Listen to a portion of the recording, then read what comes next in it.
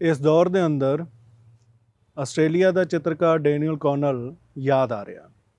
Daniel ਕੌਨਲ ਦੀ ਅੱਜ ਤੋਂ 4 ਸਾਲ ਪਹਿਲਾਂ ਮੇਰੇ ਮਿੱਤਰ ਨੇ ਇੰਟਰਵਿਊ ਕੀਤੀ ਸੀ ਅਤੇ ਡੈਨੀਅਲ ਕੌਨਲ ਨੇ ਬਹੁਤ ਖੂਬਸੂਰਤ ਗੱਲ ਕਹੀ ਸੀ। ਡੈਨੀਅਲ ਕੌਨਲ ਸਿੱਖਾਂ ਦੀਆਂ ਪੇਂਟਿੰਗਸ ਬਣਾਉਂਦਾ ਹੈ, ਆਸਟ੍ਰੇਲੀਆ ਦਾ ਰਹਿਣ ਵਾਲਾ ਬਸ਼ਿੰਦਾ ਹੈ।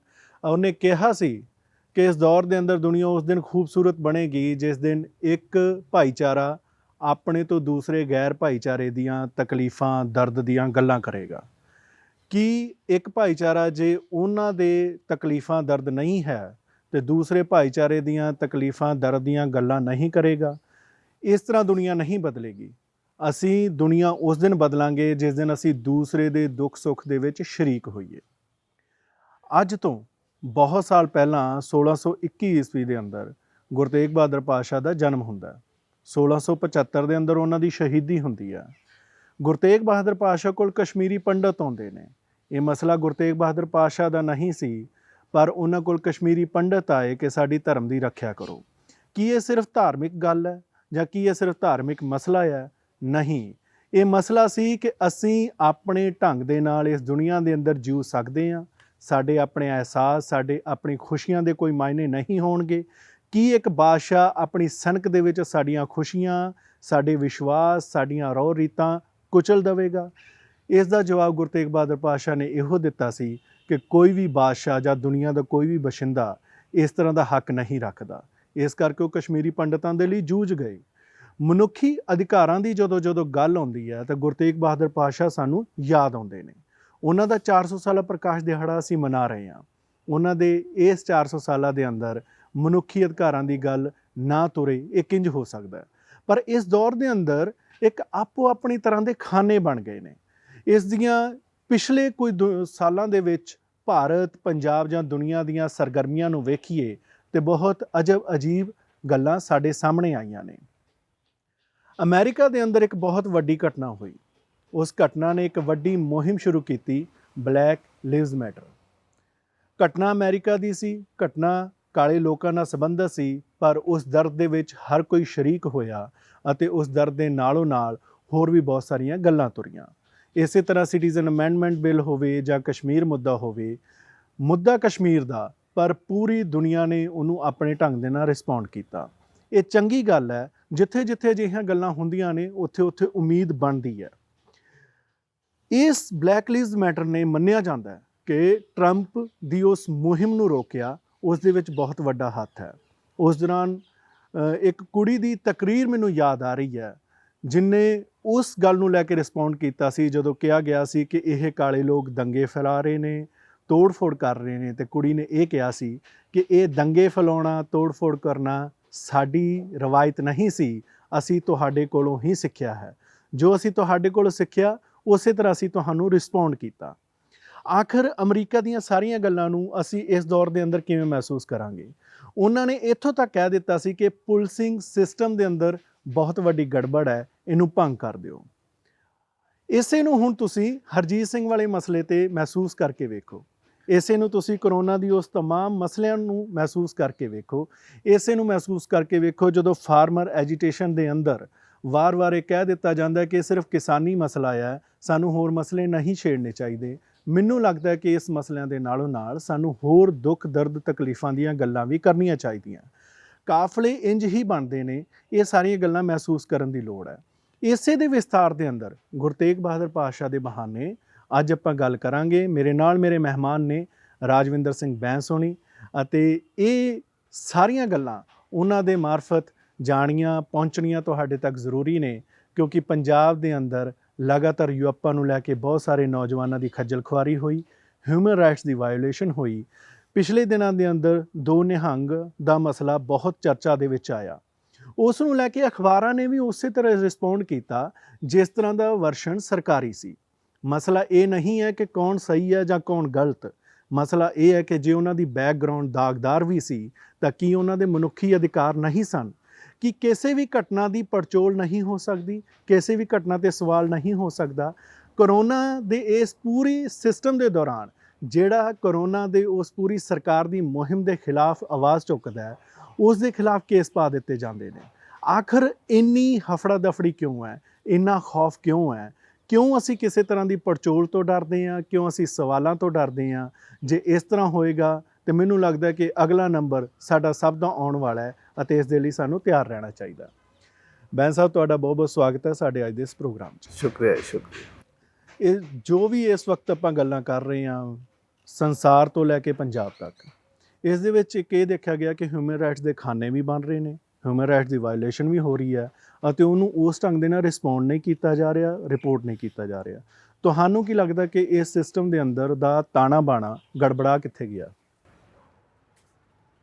ਦੇਖੋ, ਜਿਹੜੀ ਪਾਵਰ ਹੈ ਜਾਂ ਸ਼ਕਤੀ ਹੈ, ਜਾਂ ਜਿਹੜੇ ਲੋਕ ਸ਼ਕਤੀ ਨੂੰ ਹਰ ਹੀਲੇ 'ਤੇ ਆਪਣੇ ਹੱਥ ਵਿੱਚ ਲੈਣਾ ਚਾਹੁੰਦੇ ਨੇ, ਉਹ ਅਕਸਰ ਮਨੁੱਖੀ ਅਧਿਕਾਰਾਂ ਦੇ ਦੁਸ਼ਮਣ ਹੀ ਹੁੰਦੇ ਨੇ। ਬਹੁਤ ਘੱਟ ਲੋਕ ਹੁੰਦੇ ਨੇ ਜਿਹੜੇ ਕਿ ਸ਼ਕਤੀ ਲੈਣ ਦੀ ਕੋਸ਼ਿਸ਼ ਕਰਦੇ ਨੇ ਇਸ ਲਈ ਕਿ ਮਨੁੱਖਾਂ ਦੀ ਸੇਵਾ ਕਰ ਸਕੇ। ਉਹਨਾਂ ਨੂੰ, ਆਪਾਂ ਨੂੰ ਇਤਿਹਾਸ ਵਿੱਚ ਪਤਾ ਹੈ ਕਿੰਨੇ ਥੋੜ੍ਹੇ ਪ੍ਰਧਾਨ ਮੰਤਰੀ ਕੋਈ ਬਣਿਆ ਹੋਏਗਾ ਜਿਹਨੂੰ ਇਹ ਖਿਆਲ ਹੋਏਗਾ ਜਾਂ ਰਾਤ ਨੂੰ ਸੌਂਦੇ ਹੋਏ ਇਹ ਖਿਆਲ ਹੋਏਗਾ ਕਿ ਮੇਰੇ ਦੇਸ਼ ਵਿੱਚ ਕੋਈ ਭੁੱਖਾ ਨਾ ਸੌਵੇ ਜੀ। ਅਕਸਰ ਪਾਵਰ ਦੀ ਸਟਰਗਲ ਹਮੇਸ਼ਾ ਉਹਨਾਂ ਲੋਕਾਂ ਦੀ ਹੁੰਦੀ ਹੈ ਕਿ ਕਿਸੇ ਵੀ ਤਰੀਕੇ ਨਾਲ ਮੈਨੂੰ ਰਾਜ ਮਿਲ ਜਾਏ ਅਤੇ ਫਿਰ ਰਾਜ ਲੈ ਕੇ ਮੈਂ ਲੋਕਾਂ ਨੂੰ ਸਪਰੈਸ ਹੀ ਕਰਾਂ, ਚੁੱਪ ਹੀ ਕਰਾਵਾਂ, ਮੇਰੇ ਖਿਲਾਫ ਕੋਈ ਬੋਲੇ ਨਾ। ਲੋਕਾਂ ਨੂੰ ਪਿਆਰ ਕਰਨਾ, ਲੋਕਾਂ ਦੀ ਜ਼ਿੰਦਗੀ ਥੋੜ੍ਹੀ ਚੰਗੀ ਬਣਾਉਣੀ, ਸਮਾਜ ਦਾ ਕੁਛ ਕੰਮ ਕਰਨਾ, ਇਹ ਤਾਂ ਸਾਨੂੰ ਨਾ ਅਨੋਖੀ ਘਟਨਾ ਲੱਗਦੀ ਹੈ। ਔਰ ਜਿਹੜੇ 10-12 ਇਤਿਹਾਸ ਵਿੱਚ ਚੰਗੇ ਰਾਜੇ ਆਏ ਉਹ ਸਭ ਨੂੰ ਸਾਨੂੰ ਯਾਦ ਹੈ। ਬਿਲਕੁਲ। ਅਤੇ ਮਾਡਰਨ ਹਿਸਟਰੀ ਵਿੱਚ ਤਾਂ ਠੀਕ ਹੈ, ਗੁਰੂਆਂ ਦੀ ਪਰੰਪਰਾ ਤਾਂ ਚਲੋ ਬਹੁਤ ਹੀ ਵੱਡੀ ਹੈ। ਉਹਨਾਂ ਨੇ ਤਾਂ ਰਾਜ ਭਾਗ ਵੀ ਨਹੀਂ ਦੇਖਿਆ, ਰਾਜ ਭਾਗ ਲੋਕਾਂ ਨੇ ਦਿੱਤਾ ਅਤੇ ਉਹਦਾ ਤਾਂ ਇੱਕ ਚੀਜ਼ ਹੀ ਉਹਨਾਂ ਨੇ ਲੋਕਾਂ ਦੇ ਭਲੇ ਲਈ ਕੀਤੀ, ਇਸ ਲਈ ਆਪਾਂ ਉਹਨਾਂ ਨੂੰ ਸੰਤ ਕਹਿੰਦੇ ਹਾਂ। ਮਗਰ ਪਾਵਰ ਜਿਹੜੀ ਆਮ ਜ਼ਿੰਦਗੀ ਦੇ ਵਿੱਚ ਤਾਂ ਲੋਕਾਂ ਨੂੰ ਪਾਵਰ ਬਹੁਤ ਜ਼ਿਆਦਾ ਪ੍ਰਭਾਵਿਤ ਕਰਦੀ ਹੈ, ਚਾਹੇ ਪੁਲਿਸ ਦੀ ਹੋਵੇ, ਜੱਜ ਦੀ ਹੋਵੇ, ਡਾਕਟਰ ਦੀ ਹੋਵੇ, MP ਦੀ ਹੋਵੇ, MLA ਹੋਵੇ। ਪਰ ਇਹ ਤਾਂ ਸਾਡਾ ਤਜਰਬਾ ਇਹੀ ਹੈ ਕਿ ਜਿਹੜਾ ਇਸ ਰੇਸ ਵਿੱਚ ਪਿਆ ਹੈ ਉਹਦੇ ਵਿੱਚ ਮਨੁੱਖੀ ਗੁਣ ਆਮ ਬੰਦੇ ਤੋਂ ਘੱਟ ਨੇ, ਵੱਧ ਨਹੀਂ ਨੇ। ਇਸ ਲਈ ਉਹਨਾਂ ਦੀ ਜਿਹੜੀ ਕੁਆਲੀਫਿਕੇਸ਼ਨ ਹੈ ਜਾਂ ਉਹਨਾਂ ਦੀ ਜਿਹੜੀ, ਆਪਾਂ ਉਹਨਾਂ ਨੂੰ ਬਹੁਤ ਉੱਚੇ ਪਦਵੀ 'ਤੇ ਬਿਠਾ ਦਿੰਦੇ ਹਾਂ। ਸਾਨੂੰ ਐਕਸਪੈਕਟੇਸ਼ਨ ਹੁੰਦੀ ਹੈ ਕਿ ਪਦਵੀ ਦੇ ਮੁਤਾਬਕ ਉੱਚੇ ਲੋਕ ਹੋਣਗੇ ਜੀ, ਬਟ ਉੱਚੇ ਲੋਕ ਔਰ ਉੱਚ ਅਵਸਥਾ ਵਿੱਚ ਲੋਕਾਂ ਵਿੱਚ ਬਹੁਤ ਫਰਕ ਹੈ। ਕੰਪੈਸ਼ਨ, ਪਿਆਰ, ਸੈਂਸਿਟੀਵਿਟੀ, ਇਹ ਸਾਰੀਆਂ ਗੱਲਾਂ ਭਗਤੀ ਨਾਲ ਆਉਂਦੀਆਂ, ਸਾਧਨਾ ਨਾਲ ਆਉਂਦੀਆਂ, ਸਫਰਿੰਗ ਨਾਲ ਆਉਂਦੀਆਂ। ਅਤੇ ਜੇ ਇਹੋ ਜਿਹੇ ਬੰਦੇ ਆਪਾਂ ਨੂੰ ਲੱਭਣੇ ਪੈਂਦੇ ਆ ਸਮਾਜ ਵਿੱਚ, ਉਹਨਾਂ ਨੂੰ ਤਾਂ ਰਿਸਪੋਂਸੀਬਿਲਿਟੀ ਦੇਣੀ ਪੈਂਦੀ ਹੈ। ਪਹਿਲਾਂ ਆਪਾਂ ਹਾਲੇ ਤੱਕ ਉਹੋ ਜਿਹਾ ਸਿਸਟਮ ਨਹੀਂ ਬਣਾ ਸਕੇ ਕਿ ਇੱਦਾਂ ਦੇ ਬੰਦੇ ਨੂੰ ਲੱਭ ਕੇ ਪਾਰਟੀਆਂ ਉੱਦਾਂ ਦੇ ਬੰਦਿਆਂ ਨੂੰ ਪਾਵਰ ਦਈਏ, ਫਿਰ ਤਾਂ ਤੁਹਾਡੇ ਨਾਲ ਗਵਰਨੈਂਸ ਹੋਏਗੀ ਠੀਕ। ਜੇ ਆਪਣੇ ਹਫੜਾ ਦਫੜੀ ਵਿੱਚ ਇੱਕ ਦੋ ਹੀ ਲੱਤਾਂ ਬੰਨ੍ਹ ਕੇ ਆਪਾਂ ਕਿਸੇ ਨੂੰ ਬਣਾਉਣੀ ਹੈ ਸਰਪੰਚ, ਤਾਂ ਕਿਸੇ ਨੂੰ ਬਣਾਉਣਾ MLA, ਉਹਨਾਂ ਹਾਲਾਤਾਂ ਵਿੱਚ ਤਾਂ ਜੋ ਹੋ ਰਿਹਾ ਫਿਰ ਉੱਦਾਂ ਹੀ ਹੁੰਦਾ ਰਹੇਗਾ। ਅਤੇ ਇਹਦਾ ਮਤਲਬ ਹੈ ਕਿ ਮਨੁੱਖੀ ਅਧਿਕਾਰਾਂ ਦਾ ਘਾਣ ਹੋ ਵੀ ਰਿਹਾ ਸੀ ਅਤੇ ਹੁੰਦਾ ਰਿਹਾ। ਇੱਕ ਮੈਂ ਇਹ ਦੇਖ ਰਿਹਾ ਕਿ ਜਦੋਂ ਵੀ ਕੋਈ ਘਟਨਾ ਹੁੰਦੀ ਹੈ ਹਿੰਸਾ ਵਾਲੀ, ਚਾਹੇ ਉਹ ਲਾਲ ਕਿਲ੍ਹੇ ਵਾਲੀ ਹੋਵੇ, ਚਾਹੇ ਉਹ ਹਰਜੀਤ ਸਿੰਘ ਵਾਲੀ ਹੋਵੇ ਜਿਹੜੀ ਕਰੋਨਾ ਦੇ ਸ਼ੁਰੂਆਤੀ ਦਿਨਾਂ ਦੇ ਅੰਦਰ ਹੋਈ, ਹਾਲਾਂਕਿ ਉਸ ਨੂੰ ਲੈ ਕੇ ਬਹੁਤ ਸਾਰੇ ਮਤ ਇਹ ਨੇ ਕਿ ਉਸ ਨੂੰ ਲੈ ਕੇ ਕੁਝ ਹੋਰ ਬੈਟਰ ਤਰੀਕੇ ਦੇ ਨਾਲ, ਸਹੀ ਤਰੀਕੇ ਦੇ ਨਾਲ ਨਜਿੱਠਿਆ ਜਾ ਸਕਦਾ ਸੀ। ਪਰ ਉਸ ਦੌਰਾਨ ਇੱਕ ਇਹ ਦਬਾਅ ਰਹਿੰਦਾ ਆ ਲੋਕਾਂ 'ਤੇ ਕਿ ਤੁਸੀਂ ਸ਼ਾਂਤੀ ਪਸੰਦ ਚੀਜ਼ਾਂ ਨੂੰ ਅਖਤਿਆਰ ਕਰੋ। ਸ਼ਾਂਤੀ ਰੱਖਣੀ ਚੰਗੀ ਗੱਲ ਹੈ, ਪਰ ਸ਼ਾਂਤੀ ਅਤੇ ਚੁੱਪ ਦੇ ਵਿੱਚ ਫਰਕ ਖਤਮ ਹੋ ਰਿਹਾ। ਲੋਕ ਇੱਕ ਵਰਸ਼ਨ ਨੂੰ ਹੀ ਸੱਚ ਮੰਨ ਲੈਂਦੇ ਨੇ, ਉਸ ਦੀ ਪੜਚੋਲ ਤੱਕ ਨਹੀਂ ਹੋ ਰਹੀ। ਮੇਰੇ ਯਾਦ ਹੈ ਕਿ ਰਵੀਸ਼ ਕੁਮਾਰ ਨੇ ਇੱਕ ਵਾਰ ਕਿਸੇ ਅੰਗਰੇਜ਼ੀ ਪੱਤਰਕਾਰ ਦੀ ਉਦਾਹਰਨ ਦਿੱਤੀ ਸੀ। ਅੰਗਰੇਜ਼ੀ ਪੱਤਰਕਾਰ ਨੇ ਆਪਣੇ ਫੇਸਬੁੱਕ 'ਤੇ ਆਪਣਾ ਪ੍ਰੋਫਾਈਲ ਲਿਖਿਆ ਸੀ ਕਿ ਮੈਂ ਅਲ-ਕਾਇਦਾ ਕਵਰ ਕਰਦੀ ਹਾਂ, ਅਤੇ ਰਵੀਸ਼ ਕਹਿੰਦੇ ਸੀ ਕਿ ਇਸ ਤਰ੍ਹਾਂ ਦਾ ਪੱਤਰਕਾਰ ਭਾਰਤ ਦੇ ਵਿੱਚ ਦੱਸੋ ਜਿਹੜਾ ਆਪਣਾ ਪ੍ਰੋਫਾਈਲ ਲਿਖ ਰਿਹਾ ਹੋਵੇ ਕਿ ਮੈਂ ਕਸ਼ਮੀਰ ਦਾ ਟੈਰਰਿਜ਼ਮ ਵਾਲਾ ਏਰੀਆ ਕਵਰ ਕਰ ਰਿਹਾ। ਯਾਨੀ ਕਿ ਜੋ ਉਸ ਦੌਰਾਨ ਪੁਲਿਸ ਵੱਲੋਂ ਬਰੀਫ ਕੀਤਾ ਜਾਂਦਾ ਹੈ ਜਾਂ ਜੋ ਇੱਕ ਸਰਕਾਰੀ ਮਸ਼ੀਨਰੀ ਵੱਲੋਂ ਬਰੀਫ ਕੀਤਾ ਜਾਂਦਾ ਹੈ, ਉਸ ਦੀ ਕਿਸੇ ਤਰ੍ਹਾਂ ਪੜਚੋਲ ਨਹੀਂ ਹੋ ਰਹੀ, ਉਸ 'ਤੇ ਸਵਾਲ ਨਹੀਂ ਹੋ ਰਹੇ, ਅਸੀਂ ਐਜ਼ ਇਟ ਇਜ਼ ਉਹਨੂੰ ਰਿਪੋਰਟ ਕਰ ਦਿੰਦੇ ਹਾਂ। ਇਹ ਇੱਕ ਬੜਾ ਵੱਡਾ ਮਸਲਾ ਆ। ਇਸ ਮਸਲੇ ਦੇ ਵਿੱਚ ਜਿਹੜਾ ਬੀਇੰਗ ਅ ਕੂਲ ਸਿਟੀਜ਼ਨ ਵਾਲਾ ਪੈਮਾਨਾ ਬਣਦਾ ਜਾ ਰਿਹਾ, ਮੈਨੂੰ ਲੱਗਦਾ ਕਿ ਇਹ ਜਿਵੇਂ ਸਾਹਿਬ ਸ੍ਰੀ ਗੁਰੂ ਤੇਗ ਬਹਾਦਰ ਸਾਹਿਬ ਦੇ ਨਾਲ ਆਪਾਂ ਜੇ ਰਿਲੇਟ ਕਰ ਦਈਏ ਤਾਂ ਇਹ ਮਸਲਾ ਉਸ ਤਰ੍ਹਾਂ ਦਾ ਤਾਂ ਹੈ ਨਹੀਂ ਆ। ਆਖਰ ਇਸ ਦੇ ਵਿੱਚ ਸਾਨੂੰ ਕੀ ਸੋਚਣਾ ਪਏਗਾ? ਆਖਰ ਕਿਤੇ ਨਾ ਕਿਤੇ ਸਾਨੂੰ ਇੱਕ ਪੋਜੀਸ਼ਨ ਦੀ ਸਮਝ ਤਾਂ ਬਣਾਉਣੀ ਪਏਗੀ। ਇਹ ਤਾਂ ਸਿੰਪਲ ਸਿੱਧੀ ਇਮਾਨਦਾਰੀ ਦੀ ਗੱਲ ਹੈ ਕਿ ਦੇਖੋ, ਕਿਸੇ ਵੀ ਆਫੀਸ਼ੀਅਲ ਐਕਸ਼ਨ ਨੂੰ, ਹਾਲਾਂਕਿ ਅਸੀਂ ਕਾਨੂੰਨ ਬੜੇ ਬਣਾ ਲਏ, ਸਾਡੀਆਂ ਜਜਮੈਂਟਾਂ ਬੜੀਆਂ ਆ ਗਈਆਂ ਕਿ ਹਰ ਐਨਕਾਊਂਟਰ ਦੇ ਵਿੱਚ ਤੁਸੀਂ FIR ਦਰਜ ਕਰੋ, ਜਿਹੜਾ ਵੀ ਵਿਕਟਿਮ ਹੈ ਉਹਦੇ ਪਰਿਵਾਰ ਜੋ ਕਹਿੰਦਾ ਉਹਦਾ ਅਲੱਗ FIR ਕਰਕੇ ਅਲੱਗ ਇਨਵੈਸਟੀਗੇਸ਼ਨ ਕਰਾਓ, ਕਿਸੇ ਹੋਰ ਤੋਂ ਕਰਵਾਓ। ਬਸ ਸਾਡੇ ਤਾਂ ਹੁਣ ਲੰਬਾ ਟ੍ਰੈਡੀਸ਼ਨ ਹੋ ਗਿਆ ਝੂਠੇ ਮੁਕਾਬਲਿਆਂ ਦਾ। ਬਿਲਕੁਲ। ਇਹ ਹੁਣ ਪੁਲਿਸ ਨੂੰ ਪੁੱਛੋ ਤਾਂ ਉਹ ਕਹਿੰਦੇ ਆ ਕਿਉਂਕਿ ਅਦਾਲਤਾਂ ਸਜ਼ਾ ਨਹੀਂ ਦਿੰਦੀਆਂ ਤੇ ਇਸ ਕਰਕੇ ਸਾਨੂੰ ਆਪ ਹੀ ਨਜਿੱਠਣਾ ਪੈਂਦਾ। ਉਹ ਮੰਨਦੇ ਆ, ਉਹ ਮਾਰਨਾ ਅਕਸਰ ਮੰਨਦੇ ਆ। ਨਹੀਂ, ਮੈਨੂੰ ਸੁਪਰੀਮ ਕੋਰਟ ਦਾ ਵਰਸ਼ਨ ਹੈ ਕਿ ਕਿਤੇ ਵੀ ਕੋਈ ਐਨਕਾਊਂਟਰ ਹੁੰਦਾ ਹਾਂ, ਤੇ ਤੁਸੀਂ ਮੈਜੋਰਟੀ ਮੰਨ ਕੇ ਚੱਲੋ ਕਿ ਉਹ ਐਨਕਾਊਂਟਰ ਫੇਕ ਹੋਇਆ ਹੋਇਆ। ਫੇਕ ਹੋਇਆ, ਇਹ ਅਜ਼ੰਪਸ਼ਨ ਹੀ ਹੁੰਦੀ ਹੈ ਕਿਉਂਕਿ ਫਿਰ ਉਹੀ ਬੰਦਾ ਆਪ ਹੀ ਐਫ ਆਈ ਆਰ ਲਿਖ ਦਿੰਦਾ ਕਿ ਮੇਰੇ ਤੇ ਅਟੈਕ ਹੋਇਆ, ਆਪ ਹੀ ਮਾਰ ਦਿੰਦਾ, ਆਪ ਹੀ ਕੇਸ ਖਤਮ ਕਰ ਦਿੰਦਾ ਜੀ। ਸੋ ਪਿਛਲੇ 20 25 30 ਸਾਲਾਂ ਤੋਂ ਇਹ ਅਲਟੀਮੇਟਲੀ ਕੇਸ ਤਾਂ ਇਵਾਲਵ ਹੋ ਗਿਆ, ਬਟ ਉਹਦੀ ਪਾਲਣਾ ਹਲੇ ਵੀ ਨਹੀਂ ਹੋ ਰਹੀ। ਤੁਹਾਡੇ ਸਾਹਮਣੇ ਦੋਨੋਂ ਨੇ ਹੰਗਾਂ ਨੂੰ ਮਾਰਿਆ, ਉਹਨਾਂ ਨੇ ਅਟੈਕ ਕੀਤਾ ਨਹੀਂ ਕੀਤਾ ਕਿਸੇ ਨੂੰ ਪਤਾ ਨਹੀਂ, ਸਿੱਧੀਆਂ ਗੋਲੀਆਂ ਲੱਗੀਆਂ। ਉਸ ਤੋਂ ਪਹਿਲਾਂ ਮੱਧ ਪ੍ਰਦੇਸ਼ ਵਿੱਚ ਕਿੰਨੇ ਵਾਰ ਸਿੱਧੇ ਮਾਰੇ, ਸਭ ਨੂੰ ਦਿਖ ਰਿਹਾ ਸੀ ਝੂਠਾ ਹੈ। ਉਹ ਯੂਪੀ ਦੇ ਤਾਂ ਬਹੁਤ ਹੀ ਮਾਰੇ, ਉਹ ਜਿਹੜੇ ਜਿਹਨੇ ਪੁਲਿਸ ਨੂੰ ਮਾਰਿਆ ਸੀ ਕਿੱਦਾਂ ਉਹਨੂੰ ਲਿਆ ਕੇ ਟਰੱਕ ਉਲਟਾ ਕੇ ਮਾਰਤਾ। ਹੁਣ ਸਭ ਨੂੰ ਪਤਾ ਹੈ, ਬਟ ਸਾਡੇ ਸਮਾਜ ਦੀ ਤੁਸੀਂ ਕਮਜ਼ੋਰੀ ਦੇ ਕਹੋ ਜਾਂ ਇਹਨੂੰ ਬਿਮਾਰੀ ਕਹੋ, ਜੀ ਸਾਰੇ ਜਾਣਦੇ ਹੈ, ਸਾਰੇ ਜੱਜ ਜਾਣਦੇ ਨੇ, ਸੁਪਰੀਮ ਕੋਰਟ ਜਾਣਦਾ, ਹਾਈ ਕੋਰਟ ਜਾਣਦਾ ਹੈ, ਬੰਦੇ ਲੋਕ ਵੀ ਜਾਣਦੇ ਨੇ, ਮਗਰ ਕੋਈ ਦੱਸਣਾ ਨਹੀਂ ਚਾਹੁੰਦਾ, ਬੋਲਣਾ ਨਹੀਂ ਚਾਹੁੰਦਾ ਤੇ ਕੋਈ ਐਕਸ਼ਨ ਨਹੀਂ ਲੈਣਾ ਚਾਹੁੰਦਾ। ਕਿਉਂਕਿ ਜਿਹੜੇ ਲੋਕ ਐਕਸ਼ਨ ਲੈ ਸਕਦੇ ਆ ਉਹ ਤਾਂ ਲੈ ਸਕਦੇ ਆ, ਉਸ ਵੇਲੇ ਦਾ ਡੀਸੀ, ਉਸੇ ਦਾ ਹਾਈ ਕੋਰਟ, ਉਹ ਕਿਉਂ ਨਹੀਂ ਲੈਂਦੇ? ਕਿਉਂਕਿ ਅੰਦਰ ਸਭ ਦੇ ਅੰਦਰ ਇਹ ਲੱਗ ਗਿਆ ਕਿ ਜਿੱਦਾਂ ਸਾਡਾ ਚੱਲ ਰਿਹਾ ਹੈ ਖੋਖਲਾ ਸਿਸਟਮ, ਜੇ ਆਪਾਂ ਪੁਲਿਸ ਨੂੰ ਇਹ ਤਾਕਤ ਨਹੀਂ ਦਿੰਦੇ ਤਾਂ ਫਿਰ ਸ਼ਾਇਦ ਕ੍ਰਾਈਮ ਵੀ ਬਹੁਤ ਵੱਧ ਜਾਏਗਾ, ਸ਼ਾਇਦ ਕੋਈ ਪਕੜਿਆ ਨਹੀਂ ਜਾਏਗਾ। ਔਰ ਇਹਦਾ ਸਭ ਤੋਂ ਵੱਡਾ ਕਸੂਰ ਤਾਂ ਫਿਰ ਵੀ ਸਾਡਾ ਜੁਡੀਸ਼ੀਅਲ ਸਿਸਟਮ ਦਾ ਹੋਣਾ ਚਾਹੀਦਾ ਹੈ, ਕਿਉਂਕਿ ਅਲਟੀਮੇਟਲੀ ਪੁਲਿਸ ਨੇ ਤਾਂ ਫੜ ਕੇ ਤੁਹਾਡੇ ਅੱਗੇ ਪੇਸ਼ ਕਰ ਦੇਣਾ। ਜੇ ਤੁਸੀਂ ਉਹਨੂੰ ਸਜ਼ਾ ਨਹੀਂ ਦੇ ਪਾਉਂਦੇ ਤਾਂ ਸੋਲੂਸ਼ਨ ਤਾਂ ਹੈ ਕਿ ਜੁਡੀਸ਼ੀਅਲ ਨੂੰ ਫਾਸਟ ਕਰੋ। ਤੁਸੀਂ ਪੁਲਿਸ ਨੂੰ ਪਾਵਰ ਦੇਣਾ ਤਾਂ ਸਿਸਟਮ ਫਾਸਟ ਨਹੀਂ ਨਾ ਹੋਣਾ।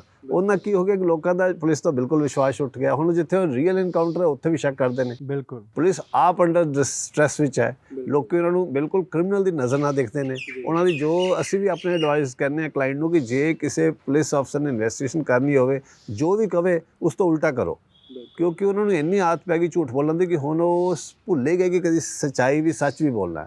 ਆਪਣੇ ਸਿਟੀਜ਼ਨ ਨੂੰ ਹਮੇਸ਼ਾ ਧੋਖੇ ਨਾਲ ਉਹ ਅਰੈਸਟ ਕਰਦੇ ਨੇ, ਆਪਣੇ ਸਿਟੀਜ਼ਨ ਨੂੰ ਹਮੇਸ਼ਾ ਸੱਚਾਈ ਦੇ ਤੇ ਉਹ ਇਨਵੈਸਟੀਗੇਸ਼ਨ ਕਰ ਹੀ ਨਹੀਂ ਸਕਦੇ। ਉਹ ਅੰਦਰ ਇੰਨੇ ਇਨਫਲੂਐਂਸ ਹੈ, ਕਦੀ ਐਮਐਲਏ ਟੈਲੀਫੋਨ ਆ ਗਿਆ, ਕਦੀ ਵੱਡੇ, ਉਹਨਾਂ ਨੂੰ ਅੰਦਰ ਆਪ ਹੀ ਉਹਨਾਂ ਨੂੰ ਬੜੀ ਵੱਡੀ ਦੁਵਿਧਾ ਪੈਦਾ ਹੋ ਜਾਂਦੀ ਹੈ। ਸਾਈਕੋਲੋਜੀਕਲੀ ਉਹ ਇੰਜਰਡ ਹੋ ਜਾਂਦੇ ਨੇ ਜਦੋਂ ਉਹਨਾਂ ਨੂੰ ਆਪਣੇ ਆਪ ਦਿਖਦਾ ਹੈ ਕਿ ਬੰਦਾ ਇਨੋਸੈਂਟ ਹੈ, ਉਹਨੂੰ ਝੂਠੇ ਕਿਸੇ ਫਸਾਉਣਾ ਪੈ ਰਿਹਾ ਆਪਣੀ ਨੌਕਰੀ ਲਈ। ਸੋ ਸੋਚੋ ਬੰਦੇ ਦੀ ਮਜਬੂਰੀ ਜਿਹੜੀ ਨੌਕਰੀ ਲਈ ਕਿੰਨੇ ਵੱਡੇ ਪਾਪ ਕਰ ਰਿਹਾ। ਇਹ ਤਾਂ ਹੈ ਨਹੀਂ ਕਿ ਹਰ ਚੀਜ਼ ਦਾ ਅਸਰ ਹੁੰਦਾ। ਤੁਸੀਂ ਇਹ ਤਾਂ ਹੈ ਨਹੀਂ ਕਿ ਤੁਸੀਂ ਬਿਲਕੁਲ, ਇਸ ਲਈ ਤੁਸੀਂ ਦੇਖੋਗੇ ਉਹਨਾਂ ਨੂੰ ਫਿਰ ਨਸ਼ੇ ਵੀ ਕਰਨੇ ਪੈਂਦੇ ਨੇ, ਫਿਰ ਉਹਨਾਂ ਨੂੰ ਆਪਣੇ ਆਪ ਨੂੰ ਬੇਹੋਸ਼ ਰੱਖਣਾ ਪੈਂਦਾ ਹੈ। ਫਿਰ ਉਹ ਇਹ ਸਾਰੀਆਂ ਗੱਲਾਂ ਸਭ ਨੂੰ ਪਤਾ ਹੈ, ਡਾਕੂਮੈਂਟ ਵੀ ਹੋ ਚੁੱਕੀਆਂ, ਮਗਰ ਫਿਰ ਵੀ ਸਾਡਾ ਪੋਲੀਟੀਕਲ ਸਿਸਟਮ ਇੰਨਾ ਬਿਮਾਰ ਹੋ ਗਿਆ ਕਿ ਉਹ ਇਸ ਚੀਜ਼ ਨੂੰ ਖਤਮ ਨਹੀਂ ਕਰਨਾ ਚਾਹੁੰਦਾ, ਕਿਉਂਕਿ ਪੋਲੀਟੀਸ਼ੀਅਨ ਨੂੰ ਬਹੁਤ ਜ਼ਿਆਦਾ ਹੈਲਪ ਕਰਦਾ।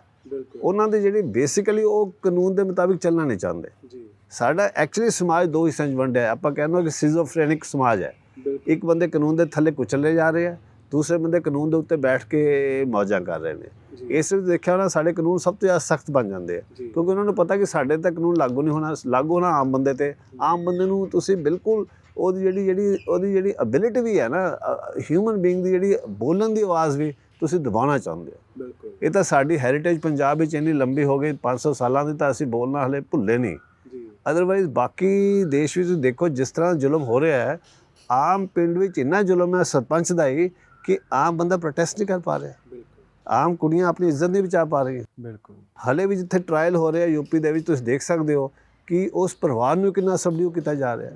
ਅੱਜ ਵੀ ਦਲਿਤ ਬੰਦਾ ਆਪਣੇ ਘੋੜੇ 'ਤੇ ਬੈਠ ਕੇ ਵਿਆਹ 'ਤੇ ਨਹੀਂ ਜਾ ਸਕਦਾ, ਉਹਨੂੰ ਜਿਹੜੇ ਦੂਜੇ ਬੰਦੇ ਰੋਕ ਲੈਂਦੇ ਨੇ। ਔਰ ਆਪਾਂ ਉਹਨਾਂ ਨੂੰ ਕਹਿੰਦੇ ਹਾਂ ਕਿ ਉੱਚ ਜਾਤੀ ਦੇ, ਕ੍ਰਿਮੀਨਲ ਜਾਤੀ ਦੇ ਕਹਿਣ ਦੇ ਬਜਾਏ ਆਪਾਂ ਨੂੰ ਉੱਚ ਜਾਤੀ ਕਹਿੰਦੇ, ਹਲੇ ਵੀ ਇਸਤੇਮਾਲ ਕਰਦੇ ਸ਼ਬਦ। ਤੋ ਇਹ ਜਿਹੜਾ ਸਮਾਜ ਐਕਸੈਪਟ ਕਰੀ ਜਾ ਰਿਹਾ, ਇਹ ਸਾਰਿਆਂ ਨੂੰ, ਉਸ ਸਮਾਜ ਨੂੰ ਆਪਾਂ ਕਿਵੇਂ ਕਹਾਂਗੇ ਕਿ ਇਹ ਸਵਸਥ ਸਮਾਜ ਹੈ ਜਾਂ ਹੈਲਦੀ ਸਮਾਜ ਹੈ? ਬਿਮਾਰ ਸਮਾਜ ਆਪਾਂ ਮੰਨਣ ਨੂੰ ਤਿਆਰ ਨਹੀਂ। ਹਾਲੇ ਵੀ ਆਪਣਾ ਜਿਹੜਾ ਟ੍ਰੈਡੀਸ਼ਨਲ ਕੀ ਹੈ, ਜਿਹੜਾ ਰੂਲਿੰਗ ਨੈਰੇਟਿਵ ਕੀ ਹੈ ਕਿ ਬੜਾ ਗਲੋਰੀਅਸ ਸਾਡੇ ਟ੍ਰੈਡੀਸ਼ਨ ਹੈ, ਹੈਰੀਟੇਜ ਬੜਾ, ਬਟ ਹੈਰੀਟੇਜ ਕਿਵੇਂ ਜਾਂ ਇੰਨੀ ਬਿਮਾਰੀਆਂ ਨਾਲ ਚੱਲੀਆਂ ਆ ਰਹੀਆਂ, ਆਪਾਂ ਇਹਨੂੰ ਕਿੱਦਾਂ ਕਹਾਂਗੇ ਕਿ ਇਹ ਬੜਾ ਹੈਲਦੀ ਸਮਾਜ ਹੈ? ਠੀਕ ਹੈ, ਬੜੇ ਪੈਗੰਬਰ ਹੋਏ, ਕੋਸ਼ਿਸ਼ਾਂ ਕੀਤੀਆਂ, ਬਟ ਹਲੇ ਤੱਕ ਲੱਗਦਾ ਨਹੀਂ ਕਿ ਅਸੀਂ ਥੋੜ੍ਹੇ ਜਿਹੇ ਅਸੀਂ ਚੱਲ ਰਹੇ ਹਾਂ, ਹੌਲੀ ਹੌਲੀ ਚੱਲ ਰਹੇ ਹਾਂ, ਮਗਰ ਹਲੇ ਬਹੁਤ ਲੰਬੀ ਯਾਤਰਾ ਬਾਕੀ ਹੈ। ਤੁਸੀਂ ਸਕਿਜ਼ਨੋਫਰੈਨਿਕ ਸਟੇਜ ਦੀ ਗੱਲ ਕੀਤੀ ਹੈ, ਤੇ ਅਖਤਰ ਮੋਇਨਦੀਨ ਦੀ ਇੱਕ ਕਹਾਣੀ ਹੈ ਨਿਊ ਡਿਜ਼ੀਜ਼, ਕਸ਼ਮੀਰ ਦੀ ਕਹਾਣੀ ਹੈ। ਬਹੁਤ ਨਿੱਕੀਆਂ ਕਹਾਣੀਆਂ ਦੇ ਮਾਰਫਤ ਉਹਨਾਂ ਬਹੁਤ ਸਾਰੀ ਚੀਜ਼ ਉਸ ਧਰਤੀ ਦੀ ਬਿਆਨ ਕੀਤੀ ਹੈ ਕਿ ਇੱਕ ਬੰਦਾ ਹੈ ਜਿਹੜਾ ਲਗਾਤਾਰ ਗਸ਼ਤ ਤੋਂ, ਚੈਕਿੰਗ ਤੋਂ ਇੰਨਾ ਮੈਂਟਲ ਸਟੇਟ ਦੇ ਵਿੱਚ ਪਹੁੰਚ ਚੁੱਕਾ ਕਿ ਉਹ ਆਪਣੇ ਘਰ ਦੇ ਦਰਵਾਜ਼ੇ ਦੇ ਅੱਗੇ ਖਲੋਤਾ ਰਹਿੰਦਾ, ਆਪਣੇ ਘਰ ਦੇ ਅੰਦਰ ਨਹੀਂ ਜਾਂਦਾ। ਜਦ ਤੱਕ ਉਹਨੂੰ ਕੋਈ ਇਹ ਨਾ ਕਰ ਦੇਵੇ, ਉਹਦੀ ਬਾਹਾਂ ਨੂੰ ਹੱਥ ਲਾ ਕੇ, ਉਹਦੀ ਜੇਬਾਂ ਨੂੰ ਹੱਥ ਲਾ ਕੇ ਇਹ ਕਹਿ ਦੇਵੇ ਸਭ ਠੀਕ ਹੈ, ਓਕੇ। ਤੇ ਮਤਲਬ ਕੋਈ ਜਦੋਂ ਉਹਨੂੰ ਕੋਈ ਅੰਦਰ ਭੇਜ ਰਿਹਾ ਤੇ ਉਹ ਪੁੱਛਦੇ ਆ ਕੋਈ ਕਿ ਇਹ ਕੀ ਹੈ, ਉਹ ਕਹਿੰਦੇ ਕਸ਼ਮੀਰ 'ਚ ਨਵੀਂ ਬਿਮਾਰੀ ਆਈ ਹੈ। ਬਿਲਕੁਲ, ਤੁਸੀਂ ਕਸ਼ਮੀਰ ਦਾ ਜਿੰਨਾ ਜਿਹੜਾ ਪਰ ਕੈਪੀਟਾ ਜਾਂ ਪਰ ਸਕੁਅਰ ਮੀਟਰ ਆਪਰੇਸ਼ਨ ਹੈ, ਉਹ ਤਾਂ ਅਸੀਂ ਹਲੇ ਇਮੈਜਿਨ ਨਹੀਂ ਕਰ ਸਕਦੇ ਜੀ। ਪੰਜਾਬ ਨੇ ਵੀ ਬਹੁਤ ਕੁਝ ਦੇਖਿਆ, ਬਟ ਉਹਨਾਂ ਹਲੇ ਅਸੀਂ ਨਹੀਂ ਦੇਖਿਆ ਜੋ ਕਸ਼ਮੀਰ ਵਿੱਚ ਹੋ ਚੁੱਕਾ ਆਲਰੇਡੀ। ਬਿਲਕੁਲ ਸਸਟੇਨਡ ਲੈਵਲ ਤੇ ਲੋਕਾਂ ਨੂੰ ਦੁਸ਼ਮਣ ਸਮਝ ਕੇ ਇੱਕ ਤਰ੍ਹਾਂ ਦਾ, ਔਰ ਉਹ ਏਰੀਆ ਵੀ ਜਿੱਥੇ ਕਿ ਬਹੁਤ ਸਾਲਾਂ ਤੋਂ ਦੁਨੀਆ ਦਾ ਬਹੁਤ ਖੂਬਸੂਰਤ ਹਿੱਸਾ ਹੈ ਜੀ, ਜੋਗ੍ਰਾਫਿਕਲੀ ਵੀ, ਕਲਚਰ ਵਾਈਜ਼ ਵੀ, ਔਰ ਬਹੁਤ ਕੁਝ ਉੱਥੇ ਪੈਦਾ ਹੋਇਆ, ਲਿਟਰੇਚਰ ਵਾਈਜ਼ ਵੀ, ਐਸਪੀਰੇਸ਼ਨ ਵਾਈਜ਼ ਵੀ। ਹੁਣ ਦੇਖੋ ਕਸ਼ਮੀਰੀ ਪੰਡਤਾਂ ਦੀ ਕਿੰਨੀ ਵੱਡੀ ਸੂਝ-ਬੂਝ ਕਿ ਉਹਨਾਂ ਨੇ ਗੁਰੂ ਤੇਗ ਬਹਾਦਰ ਉਸ ਜ਼ਮਾਨੇ ਲੱਭ ਲਿਆ ਜੀ। ਇਹ ਆਪਾਂ ਭੁੱਲ ਜਾਂਦੇ ਹਾਂ, ਅਸੀਂ ਗੁਰੂ ਤੇਗ ਬਹਾਦਰ ਤੱਕ ਬਹੁਤ ਜ਼ਿਆਦਾ ਐਪੀਸੋਡ ਰਮਾਨਦਾ ਕਿ ਉਹ ਕਸ਼ਮੀਰੀ ਪੰਡਤਾਂ ਦੀ ਵੀ ਕਿੰਨੀ ਸਮਝ ਕਿ ਉਹਨਾਂ ਨੇ ਦੇਖਿਆ ਕਿ ਇਸ ਵੇਲੇ ਸਾਡੇ ਮੁਲਕ ਵਿੱਚ ਉੱਥੇ ਪੰਜਾਬ ਦੀ ਧਰਤੀ ਵਿੱਚ ਇੱਕ ਮਹਾਂਪੁਰਸ਼ ਹੈ ਕਿ ਜਿਹੜਾ ਇਹ ਚੀਜ਼ ਰੋਕ ਸਕਦਾ ਹੈ, ਜਿਹੜਾ ਮੁਗਲ ਅੰਪਾਇਰ ਨਾਲ ਗੱਲਾਂ ਅੱਖਾਂ ਵਿੱਚ ਅੱਖ ਮਿਲਾ ਕੇ ਗੱਲ ਕਰ ਸਕਦਾ ਹੈ, ਜਿਹੜਾ ਸਾਨੂੰ ਰੋਕ ਸਕਦਾ ਕਿ ਸਾਡਾ ਧਰਮ ਨਾ ਬਦਲੇ। ਔਰ ਫਿਰ ਜਿਹੜੀ ਦੂਸਰੀ ਕਹਾਣੀ ਜਦੋਂ ਪੰਡਿਤ ਕਿਰਪਾ ਰਾਮ ਆਏ ਤਾਂ ਉਹ ਬਾਅਦ ਸਿੰਘ ਬਣ ਗਏ। ਬਿਲਕੁਲ 10th ਗੁਰੂ ਦੇ ਸਿੰਘ ਬਣ ਗਏ। ਉਹਨਾਂ ਨੇ ਆਪਣੀ ਸ਼ਹੀਦੀ ਦਿੱਤੀ ਚਮਕੌਰ ਦੀ ਗੜੀ ਵਿੱਚ, ਜਿਹੜੀ ਲੜਾਈ ਉਹਦੇ ਵਿੱਚ ਉਹੀ ਪੰਡਿਤ ਕਿਰਪਾ ਰਾਮ ਜਿਹੜੇ ਪਹਿਲਾਂ ਸਿੰਘ ਬਣੇ, ਕਿਰਪਾ ਸਿੰਘ, ਫਿਰ ਉਹਨਾਂ ਨੇ ਆਪਣੀ ਸ਼ਹੀਦੀ ਦਿੱਤੀ। ਤੇ ਕਿੰਨੀ ਵੱਡੀ ਟਰਾਂਸਫੋਰਮੇਸ਼ਨ ਹੈ। ਦੇਖੋ ਉਹਨਾਂ ਦੀ ਤਾਂ ਹੈ ਹੀ, ਗੁਰੂਆਂ ਦੀ ਤਾਂ ਚਲੋ ਟਰਾਂਸਫੋਰਮੇਸ਼ਨ ਉਹਨਾਂ ਦਾ ਕੰਮ ਹੀ ਇਹ ਸੀ ਕਿ ਉਹਨਾਂ ਨੇ ਟਰਾਂਸਫਾਰਮ ਕਰਤੇ, ਸਲੇਵ ਤੋਂ ਰਾਜੇ ਬਣਾਤੇ। ਮਗਰ ਜਿਹੜੇ ਸਲੇਵ ਹੈ ਉਹਨਾਂ ਦੀ ਵੀ ਕਿੰਨੀ ਵੱਡੀ ਟਰਾਂਸਫੋਰਮੇਸ਼ਨ ਹੈ, ਔਰ ਉਹਨਾਂ ਨੇ ਉਸ ਟਰਾਂਸਫੋਰਮੇਸ਼ਨ ਨੂੰ ਜੀ ਕੇ ਸਾਬਤ ਕੀਤਾ। ਰਾਹੁਲ ਪੰਡਿਤ ਕਸ਼ਮੀਰ ਦੇ ਵੱਡੇ ਜਰਨਲਿਸਟ ਨੇ, ਉਹਨਾਂ ਨੇ ਕਸ਼ਮੀਰ ਦੇ ਉੱਤੇ ਲਗਾਤਾਰ ਲਿਖਿਆ। ਇਹ ਵੀ ਇੱਕ ਮੰਦਭਾਗੀ ਆ ਕਿ ਜਦੋਂ ਹੁਣ ਕਸ਼ਮੀਰੀ ਪੰਡਿਤਾਂ ਦੀ ਸਾਰੀ ਘਟਨਾਵਾਂ 90 ਤੋਂ ਬਾਅਦ ਹੋਈਆਂ, ਉਸ ਦੇ ਵਿੱਚ ਕਮਿਊਨਲ ਪੱਤਾ ਇੰਨਾ ਖੇਡਿਆ ਗਿਆ ਕਿ ਕਸ਼ਮੀਰੀ ਪੰਡਿਤਾਂ ਦੇ ਸਗੇ ਤਾਂ ਹਿੰਦੂਤਵੀ ਫੋਰਸਾਂ ਵਾਲੇ ਵੀ ਨਹੀਂ ਹੋਏ, ਤੇ ਕਿਤੇ ਨਾ ਕਿਤੇ ਉਹ ਸਾਰੀ ਚੀਜ਼ ਨੂੰ ਕੈਸ਼ ਕੀਤਾ ਗਿਆ। ਇਸੇ ਤਰ੍ਹਾਂ ਦਾ ਇੱਕ ਵੱਡਾ ਮੁੱਦਾ ਯੂਐਪਾ ਨੂੰ ਲੈ ਕੇ ਵੀ ਆ ਰਿਹਾ। ਕਿਸੇ ਦੌਰ ਦੇ ਅੰਦਰ ਟਾਡਾ ਦਾ ਬਹੁਤ ਜ਼ਿਕਰ ਸੀ, ਉਸੇ ਤਰ੍ਹਾਂ ਯੂਐਪਾ ਆ ਰਹੀ ਹੈ। ਯੂਐਪਾ ਨੂੰ ਲੈ ਕੇ ਇੰਡੀਅਨ ਐਕਸਪ੍ਰੈਸ 'ਚ ਕਮਲਦੀਪ ਸਿੰਘ ਬਰਾੜ ਦੀ ਇੱਕ ਰਿਪੋਰਟ ਸੀ, ਜਿਹਦੇ ਅੰਦਰ ਇਹ ਦੱਸਿਆ ਗਿਆ ਸੀ ਕਿ ਮੈਜੋਰੀਟੇਰੀਅਨ ਕੇਸ ਦੇ ਅੰਦਰ ਸਾਲ 2-2 ਸਾਲ 3-3 ਸਾਲ ਦੀ ਖੱਜਲ ਖੁਆਰੀ ਤੋਂ ਬਾਅਦ ਅਖੀਰ ਤੇ ਉਹ ਸਾਰੇ ਨਿਰਦੋਸ਼ ਸਾਬਤ ਹੋਏ। ਪਰ ਉਹਨਾਂ ਦੇ 2 ਜਾਂ 3 ਸਾਲ ਜਿਹੜੇ ਖੱਜਲ ਖੁਆਰੀ 'ਚ ਲੰਘੇ, ਉਹਨਾਂ ਨੂੰ ਕੌਣ ਵਾਪਸ ਕਰੇਗਾ? ਮੈਜੋਰੀਟੇਰੀਅਨ ਕੇਸ 'ਚ ਸਾਰੇ ਬੇਕਸੂਰ ਨਿਕਲ ਰਹੇ ਨੇ। ਨਹੀਂ, ਤੁਸੀਂ ਸਭ ਤੋਂ ਵੱਡਾ ਐਗਜ਼ਾਮਪਲ ਤਾਂ ਨਵਦੀਪ ਦਾ ਨਹੀਂ ਹੈ, ਜਿਹੜਾ ਬਿਆਨ ਸਿੰਘ ਕੇਸ ਵਿੱਚ 16 ਸਾਲ ਬਾਅਦ 'ਚ ਕੁਇਟਲ ਹੋਇਆ। ਕਿੰਨੀਆਂ ਉਹਦੀਆਂ ਜ਼ਮਾਨਤਾਂ ਲੋਕਾਂ ਨੇ ਪਾਈਆਂ, ਛਾਬਰਾ ਉਹਦੇ ਪਿਤਾ ਜੀ ਨੇ, ਕਿੰਨੇ ਉਹ ਗਏ ਦੁਨੀਆ 'ਚ ਘੁੰਮੇ। 16 ਸਾਲ ਕਿਸੇ ਨੇ ਸੁਣਿਆ ਹੀ ਨਹੀਂ ਕਿ ਇਹਦੇ ਖਿਲਾਫ ਕੋਈ ਸਬੂਤ ਹੀ ਨਹੀਂ ਜੀ। 16 ਸਾਲ ਬਾਅਦ ਤੁਹਾਨੂੰ ਪਤਾ ਲੱਗਾ ਕਿ ਇਹਦੇ ਖਿਲਾਫ ਕੋਈ ਸਬੂਤ ਨਹੀਂ। ਬਿਲਕੁਲ। ਅਤੇ ਕਿ ਕਿੰਨੀਆਂ ਅਦਾਲਤਾਂ 'ਚ ਗਏ, ਕਿੰਨੀ ਵਾਰੀ ਜ਼ਮਾਨਤ ਦੀ ਐਪਲੀਕੇਸ਼ਨ ਦੀ, ਕਿਸੇ ਨੇ ਫਾਈਲ ਖੋਲ੍ਹਣ ਦੀ, ਕਿਉਂਕਿ ਇੱਕ ਵੱਡਾ ਪੱਥਰ ਅੱਗੇ ਰੱਖ ਗਿਆ ਬਿਆਨ ਸਿੰਘ ਸੁਣਨਾ ਹੀ ਨਹੀਂ। ਪਰ ਇਹ ਅਕਸਰ ਤੁਸੀਂ ਦੇਖ ਸਕਦੇ ਹੋ ਪੰਜਾਬ ਦੇ ਔਰ ਦੇਸ਼ ਦੇ ਬਾਕੀ ਕੇਸਾਂ ਵਿੱਚ ਵੀ, ਕਿ ਜਿੱਥੇ ਕੋਈ ਵੱਡਾ ਬੰਦੇ ਦੇ ਮਰਡਰ ਹੁੰਦਾ ਜਾਂ ਵੱਡੇ ਬੰਦੇ ਦਾ ਅਸੈਸੀਨੇਸ਼ਨ ਹੁੰਦਾ ਹੈ, ਉਸ ਕੇਸ ਵਿੱਚ ਜਿਹਨੂੰ ਮਰਜ਼ੀ ਫੜ ਕੇ ਪੁਲਿਸ ਏਜੰਸੀਆਂ ਪਾ ਦਿੰਦੀਆਂ, ਫਿਰ ਉੱਥੇ ਸਾਰੀਆਂ ਦੀ ਨਜ਼ਰਾਂ ਬੰਦ ਹੋ ਜਾਂਦੀਆਂ। ਟਿਲ ਦਾ ਫਾਈਨਲ ਹੀਅਰਿੰਗ ਕੋਈ ਉਹਨੂੰ ਉਹ ਫਾਈਲ ਖੋਲ੍ਹਦਾ ਹੀ ਨਹੀਂ, ਸੁਣਦੇ ਨਹੀਂ। ਤੇ ਇਸ ਕਰਕੇ ਆਮ ਕੇਸ ਵਿੱਚ 5 ਤੋਂ 10 ਸਾਲ ਨਜਾਇਜ਼ ਜੇਲ੍ਹ ਵਿੱਚ ਰਹਿਣਾ ਹੁਣ ਇੱਕ ਕਾਮਨ ਗੱਲ ਹੋ ਗਈ ਹੈ। ਕਿਸੇ ਨੂੰ ਅਜੀਬ ਹੀ ਨਹੀਂ ਲੱਗਦਾ, ਸਾਨੂੰ ਵੀ ਹੁਣ ਅਜੀਬ ਲੱਗਣਾ ਔਖਾ ਹੋ ਗਿਆ। ਪਰਿਵਾਰ ਵੇਟ ਕਰਦੇ, ਸਾਨੂੰ ਲੱਗਦਾ ਕਿ ਸੀਰੀਅਸ ਕੇਸ ਪੈ ਗਿਆ UAP ਦਾ, ਦੇਸ਼ ਦਾ ਹੁਣ ਸਾਡੇ 5-7 ਸਾਲ ਤਾਂ ਹੁਣ 10 ਖਰਾਬ ਹੋਣੇ ਹੀ ਹੈ। ਇਹ ਹਾਲਾਤ ਹੋ ਗਏ ਜਿਸ, ਔਰ ਇੱਥੇ ਐਕਸੈਪਟੈਂਸ ਹੋ ਰਹੀ ਹੈ। ਇਸ ਇਸ਼ੂ 'ਤੇ ਕੋਈ ਵੱਡੀ ਅੰਦੋਲਨ ਨਹੀਂ ਹੋ ਰਿਹਾ। ਇਸ ਇਸ਼ੂ 'ਤੇ ਸਰਕਾਰ ਔਰ ਜੱਜਾਂ ਨੂੰ ਕੋਈ ਫਿਕਰ ਵੀ ਨਹੀਂ ਹੈ। ਉਹ ਕੇਸ ਖਤਮ ਵੀ ਨਹੀਂ ਕੀਤੇ ਜਾ ਰਹੇ। ਮਤਲਬ ਪੰਜਾਬ ਦਾ ਸਭ ਤੋਂ ਵੱਡਾ ਕੇਸ ਜਿੱਥੇ ਕਿ ਲਿਟਰੇਚਰ ਕਰਕੇ ਖਾਲਿਸਤਾਨ ਦੇ ਉਮਰ ਕੈਦ ਦੇ ਦਿੱਤੀ ਗਈ, ਔਰ 5 ਸਾਲ ਤੋਂ ਹਾਲੇ ਉਹਨਾਂ ਦੀ ਜ਼ਮਾਨਤ ਨਹੀਂ ਸੁਣੀ ਜਾ ਰਹੀ, ਰਿਜੈਕਟ ਕਰ ਦਿੱਤੀ ਗਈ। 2 ਮਹੀਨੇ ਪਹਿਲਾਂ ਉਹਨਾਂ ਦੀ ਜ਼ਮਾਨਤ ਰਿਜੈਕਟ ਕਰ ਦਿੱਤੀ। ਸੋ ਇੰਨੇ ਗ੍ਰੋਸ ਅਬਿਊਜ਼ਿਸ ਹੈ ਕਿ ਜੇ ਤੁਸੀਂ ਥੋੜ੍ਹਾ ਜਿਹਾ ਧਾਰਮਿਕ ਨਾ ਹੋ ਤਾਂ ਤੁਸੀਂ ਤਾਂ ਪਾਗਲ ਹੋ ਜਾਓਗੇ। ਜੇ ਬਿਲਕੁਲ ਰੈਸ਼ਨਲਿਸਟਿਕ ਬਹਿ ਕੇ ਤੁਸੀਂ ਇੱਕ ਚਾਹੁੰਦੇ ਕਿ ਇਨਸਾਫ ਹੁੰਦਾ ਚੱਲੇ, ਜਾਂ ਤਾਂ ਤੁਹਾਨੂੰ ਤੁਸੀਂ ਆਪਣੇ ਆਪ ਨੂੰ ਗੁੱਸੇ ਵਿੱਚ ਹੀ ਕੰਜ਼ਿਊਮ ਕਰ ਲਓਗੇ। ਫਿਰ ਤੁਹਾਨੂੰ ਕਿਤੇ ਧਰਮ ਸ਼ਾਂਤੀ ਦਿੰਦਾ ਕਿ ਚਲੋ ਅਕਾਲ ਪੁਰਖ ਦਾ ਹੁਕਮ ਹੈ, ਪਰ ਸਭ ਕੁਝ ਹੋ ਰਿਹਾ। ਕਿਉਂਕਿ ਸੁਪਰੀਮ ਕੋਰਟ ਇਸ ਨੂੰ ਲੈ ਕੇ ਬਹੁਤ ਕਲੀਅਰ ਇੰਸਟਰਕਸ਼ਨ ਦੇ ਰਹੀ ਹੈ ਕਿ ਅਜਿਹੀ ਕਿਸੇ ਵੀ ਤਰ੍ਹਾਂ ਦੀ ਮੁਹਿੰਮ ਦਾ ਮਤਲਬ ਦੇਸ਼ ਧਰੋਹ ਨਹੀਂ ਹੁੰਦਾ, ਜਾਂ ਇਸ ਤਰ੍ਹਾਂ ਦਾ ਲਿਟਰੇਚਰ ਦਾ ਮਤਲਬ ਦੇਸ਼ ਧਰੋਹ। 12 ਜਜਮੈਂਟਸ, ਉਸ ਜਜਮੈਂਟ ਵਿੱਚ 12 ਜਜਮੈਂਟ ਜਿਹੜੀਆਂ ਅਸੀਂ ਲਿਖੀਆਂ ਹੋਈਆਂ, ਸਿਰਫ ਉਹਦਾ ਡਿਸਕਸ਼ਨ ਨਹੀਂ ਹੈ।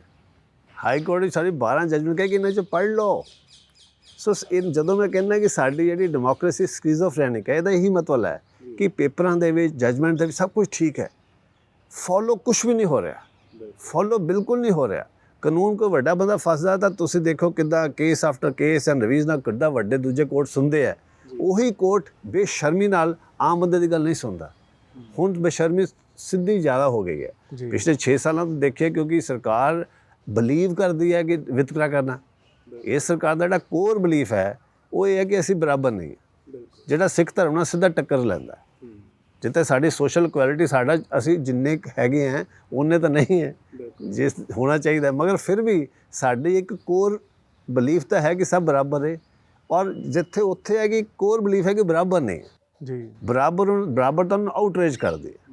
ਔਰ ਉਹ ਚੀਜ਼ ਤੁਸੀਂ ਹੁਣ ਇੰਸਟੀਟਿਊਸ਼ਨ ਦੇ ਵੀ ਦੇਖ ਸਕਦੇ ਹੋ, ਸਟੇਟ ਇੰਸਟੀਟਿਊਸ਼ਨ ਦੇ ਜੀ ਪਿਛਲੇ 50 ਸਾਲਾਂ ਵਿੱਚ ਘੱਟੋ ਘੱਟ ਇਨ ਥਿਊਰੀ ਸਾਰੇ ਕਹਿੰਦੇ ਸੀ ਕਿ ਸਭ ਬਰਾਬਰ ਹੈ। ਸੁਪਰੀਮ ਕੋਰਟ ਨੇ ਵੀ ਇੰਨੀ ਬੇਸ਼ਰਮੀ ਨਾਲ ਜੇ ਕਿਸੇ ਨੂੰ ਕੋਈ ਕਹਿੰਦਾ ਸੀ ਵਕੀਲ ਕਿ ਤੁਸੀਂ ਟਾਟਾ ਬਿੱਲਾ ਦੇ ਕੇਸ ਅੱਧੀ ਰਾਤ ਤੁਸੀਂ ਸਾਡਾ ਕਿਉਂ ਸੁਣਦੇ, ਤਾਂ ਉਹ ਸੁਣਨ ਲੱਗ ਪੈਂਦੇ ਸੀ ਜੀ। ਹੁਣ ਉਹ ਵੀ ਗੱਲ ਮੁੱਕ ਗਈ। ਹੁਣ ਤੁਸੀਂ ਐਕਚੁਅਲੀ ਡਿਕਲਾਈਨ, ਸਟੀਪ ਡਿਕਲਾਈਨ ਦੇਖ ਸਕਦੇ ਹੋ ਸਾਡੀ ਇੰਸਟੀਟਿਊਸ਼ਨਲ ਵਰਕਿੰਗ ਦਾ ਐਸ ਪਰ ਦਾ ਕਨਸਟੀਟਿਊਸ਼ਨ। ਇਸ ਦੇ ਵਿੱਚ ਸਭ ਤੋਂ ਅਜੀਬ ਗੱਲ ਇਹ ਹੋ ਰਹੀ ਹੈ ਕਿ ਇੱਕ ਅਨਪੜ੍ਹ ਬੰਦਾ ਤੇ ਉਸ ਨੂੰ ਲੈ ਕੇ ਕਿਸ ਤਰ੍ਹਾਂ ਰਿਐਕਟ ਕਰਦਾ, ਵੱਖਰੀ ਗੱਲ ਹੈ। ਯੂਐਪਾ ਨੂੰ ਲੈ ਕੇ ਇੰਨਾ ਜ਼ਿਆਦਾ ਖੌਫ ਹੈ ਕਿ ਪੜ੍ਹੇ ਲਿਖੇ ਬੰਦੇ ਜਿਹੜਾ ਸਾਰਾ ਕੁਝ ਜਾਣਦੇ ਉਹ ਵੀ ਰਿਐਕਸ਼ਨ ਤੱਕ ਨਹੀਂ ਦਿੰਦੇ। ਬਟ ਯੂਐਪਾ ਦਾ ਰੀਚ ਵੀ ਉਹਨਾਂ 'ਤੇ ਹੈ। ਅਸੀਂ ਸੋਚਦੇ ਸੀ ਵਕੀਲਾਂ 'ਤੇ ਅਸੀਂ ਝੂਠੇ ਕੇਸ ਨਹੀਂ ਪੈ ਸਕਦੇ, ਕਿਉਂਕਿ ਸਾਰਾ ਦਿਨ ਅਸੀਂ ਕੋਰਟ ਰਹਿੰਦੇ ਹੋ, ਸਾਡੇ 'ਤੇ ਝੂਠਾ ਕੇਸ ਕਿਵੇਂ ਪਾਓਗੇ? ਜਦ ਸਾਡੇ ਥੱਲੇ ਅਸੀਂ CCTV ਕੈਮਰੇ ਦੇ ਅੰਦਰ ਹੈ, ਸਾਨੂੰ ਲੱਗਦਾ ਸੀ ਸਾਡੇ 'ਤੇ ਝੂਠਾ ਕੇਸ ਨਹੀਂ ਪੈ ਸਕਦਾ। ਜਦ ਤੱਕ ਸਾਡੇ ਆਫਿਸ ਜਾ ਕੇ ਕੋਈ ਬਰੂਦ ਹੀ ਨਾ ਰੱਖ ਦੇਵੇ ਜਾਂ ਡਰੱਗਸ ਨਾ ਪਾ ਦੇ, ਸਾਡੇ 'ਤੇ ਝੂਠਾ ਕੇਸ ਨਹੀਂ ਪੈ ਸਕਦਾ। ਜਰਨਲਿਸਟ ਵੀ ਸੋਚਦੇ ਸੀ ਕੋਈ ਪ੍ਰੋਫੈਸ਼ਨਲ ਜਿਹੜਾ ਬਿਜ਼ੀ ਹੈ, ਚੰਗੇ ਕੰਮ ਕਰ ਰਿਹਾ, ਲੋਕਾਂ ਦੀ ਮਦਦ ਕਰ ਰਿਹਾ, ਉਹਨੂੰ ਲੱਗਦਾ ਸੀ ਕਿ ਸਾਡੇ 'ਤੇ ਝੂਠੇ ਕੇਸ ਨਹੀਂ ਪੈ ਸਕਦੇ। ਹੁਣ ਤੁਸੀਂ UAP ਦੀ ਬਣਾਵਟ ਦੇਖੋ। UAP ਦੇ ਵਿੱਚ ਸਭ ਤੋਂ ਆਸਾਨ ਹੈ ਕਿਸੇ 'ਤੇ ਵੀ ਝੂਠਾ ਕੇਸ ਬਣਾਉਣਾ, ਕਿ ਜੇ ਤੁਸੀਂ ਇੱਕ ਬੈਂਡ ਜਥੇਬੰਦੀ ਦੇ ਮੈਂਬਰ ਹੋ, ਤੁਸੀਂ ਕੁਛ ਨਾ ਕੀਤਾ ਹੋ, ਤੁਸੀਂ ਘਰ ਬੈਠੇ ਹੋ, ਤੁਸੀਂ ਕਿਤੇ ਵੈਬਸਾਈਟ 'ਤੇ ਆਪਣੀ ਰਿਸਰਚ ਲਈ, ਆਪਣੇ ਕੇਸ ਲਈ ਸਰਚ ਤਾਂ ਕਰ ਸਕਦੇ ਹੋ, ਲਾਇਬ੍ਰੇਰੀ ਤਾਂ ਜਾ ਸਕਦੇ ਹੋ। ਤੁਹਾਡੀ ਇੰਟਰਨੈਟ ਸਰਚ 'ਤੇ ਹੀ ਤੁਹਾਡੇ ਈਮੇਲ 'ਤੇ ਵੀ ਕੋਈ ਈਮੇਲ ਪਲਾਂਟ ਕਰਕੇ ਕੇਸ ਬਣ ਜਾਂਦਾ ਐਂਡ ਹੁਣ ਤੁਸੀਂ ਦੇਸ਼ ਦਰੋਹੀ ਹੋ ਗਏ। ਸੋ ਜਿਹੜੀ ਚੀਜ਼ 'ਤੇ ਪ੍ਰੋਫੈਸ਼ਨਲਸ ਆਪਣੇ ਆਪ ਨੂੰ ਪ੍ਰੋਟੈਕਟਡ ਫੀਲ ਕਰਦੇ ਸੀ, ਕਿਉਂਕਿ ਦੇਖੋ ਹਿਊਮਨ ਰਾਈਟਸ ਡਿਫੈਂਡਰ ਜਦੋਂ ਆਪਾਂ ਕਹਿੰਦੇ ਹਾਂ ਤਾਂ ਕੁਛ ਇਹਦੇ ਵੀ ਟੈਕਨੀਕਲ ਕੰਪੀਟੈਂਸ ਹੁੰਦੀ ਹੈ ਕਿ ਕੁਛ ਕਲਾਸਿਸ ਦੇ ਵਿੱਚ ਬਾਈ ਟ੍ਰੇਨਿੰਗ ਥੋੜ੍ਹਾ ਜਿਹਾ ਬਚ ਜਾਂਦੇ ਹੈ ਜ਼ੋਰ ਜ਼ਬਰਦਸਤੀ ਤੋਂ। Lawyer, journalist by virtue of a profession ਕਾਫੀ ਪ੍ਰੋਟੈਕਟਡ ਫੀਲ ਕਰਦੇ ਸੀ ਇਸ ਮੁਲਕ ਵਿੱਚ ਕਾਫੀ ਦੇਰ ਤੋਂ। ਹੁਣ UAP ਦੇ ਵਿੱਚ ਉਹ ਪ੍ਰੋਟੈਕਸ਼ਨ ਖਤਮ ਹੋ ਗਈ। ਟਾਟਾ ਦੇ ਵਿੱਚ ਵੀ ਕੋਈ ਤੁਹਾਨੂੰ ਟਾਟਾ ਦਾ ਐਕਟ ਤਾਂ ਕਰਨਾ ਪੈਂਦਾ ਸੀ, ਫਿਰ ਹੀ ਕਿਸੇ ਨੂੰ ਫਸਾਉਂਦੇ ਸੀ। ਹੁਣ ਤਾਂ ਕੋਈ ਲੋੜ ਨਹੀਂ। ਹੁਣ ਤੁਸੀਂ ਰੋਨਾ ਵਿਲਸਨ ਦੇ ਕੇਸ ਵਿੱਚ ਸਪਸ਼ਟ ਵੀ ਹੋ ਗਿਆ ਕਿ ਜਿਹੜੀ ਈਮੇਲ 'ਤੇ ਬੇਸ 'ਤੇ ਉਹ ਸਾਰਾ ਕੇਸ ਬਣਾਇਆ ਗਿਆ, ਉਹ ਉਹਦੇ ਪਰਸਨਲ ਕੰਪਿਊਟਰ ਵਿੱਚ ਕਿਸੇ ਨੇ ਪਲਾਂਟ ਹੋਇਆ ਕਿਸੇ ਸੌਫਟਵੇਅਰ ਨਾਲ, ਜਿਹੜੀ ਕਿ ਸੌਫਟਵੇਅਰ ਇਜ਼ਰਾਈਲ ਦੀ ਇੰਟੈਲੀਜੈਂਸ ਏਜੰਸੀ ਯੂਜ਼ ਕਰਦੀ ਹੈ। ਔਰ ਸਾਡੀ ਇਜ਼ਰਾਈਲ ਦੀ ਇੰਟੈਲੀਜੈਂਸ ਦਾ ਸਾਡੀ ਇੰਟੈਲੀਜੈਂਸ ਦਾ ਬੜਾ ਕਲੋਜ਼ ਰਿਸ਼ਤਾ ਹੁਣ ਪਬਲਿਕ ਡੋਮੇਨ ਵਿੱਚ ਆ ਚੁੱਕਾ। ਹੁਣ ਇਹ ਜਦੋਂ ਆ ਗਿਆ, ਰਿਪੋਰਟ ਆ ਗਈ, ਬਟ ਹਾਲੇ ਤੱਕ ਕਿਸੇ ਕੋਰਟ ਨੇ ਉਸ 'ਤੇ ਹਲੇ ਨਾ ਜ਼ਮਾਨ ਦਿੱਤੀ ਹੈ। ਔਰ ਤੁਸੀਂ ਦੇਖੋ ਮਹਾਰਾਸ਼ਟਰ ਦਾ ਕਾਸਟ ਕੌਨਫਲਿਕਟ, ਉਹ ਐਵੇਂ ਨਹੀਂ ਕਿ ਸਾਰੇ ਸਾਡੇ ਬੈਸਟ ਆਫ ਜਿਹੜੇ ਇੰਨੇ ਜਰਨਲਿਸਟ ਆ, ਵਕੀਲ ਉਸ ਕੇਸ ਵਿੱਚ ਉਹਨਾਂ ਨੇ ਅਰੈਸਟ ਕੀਤੇ ਔਰ 2-2.5 ਸਾਲ ਤੋਂ, ਉਹ ਐਕਚੁਅਲੀ ਕਦੀ ਚਾਹੁੰਦੇ ਨਹੀਂ ਕਿ ਕੋਈ ਬੰਦਾ ਦਲਿਤਾਂ ਦੀ ਵਾਇਸ ਬਣੇ। ਸੋ ਇਸ ਕਰਕੇ ਸਿੱਖ ਵੀ ਕਿਵੇਂ ਕੰਪੈਸ਼ਨ ਲੈਣਗੇ ਕਿਸੇ ਵੀ ਸਰਕਾਰ ਤੋਂ, ਜਦ ਤੱਕ ਸਰਕਾਰ ਸੋ ਕਾਲਡ, ਮੈਂ ਉਹਨੂੰ ਕ੍ਰਿਮੀਨਲ ਕਾਸਟ ਹੀ ਕਹਿਣਾ, ਹਾਈ ਕਾਸਟ ਜਿਹੜਾ ਕਾਸਟ ਜਿਹੜੀ ਹੈਗੀ ਨਾ ਡੀਫਾਰਮੈਲਿਟੀ ਸਾਡੀ ਸੋਸਾਇਟੀ ਦੇ ਵਿੱਚ।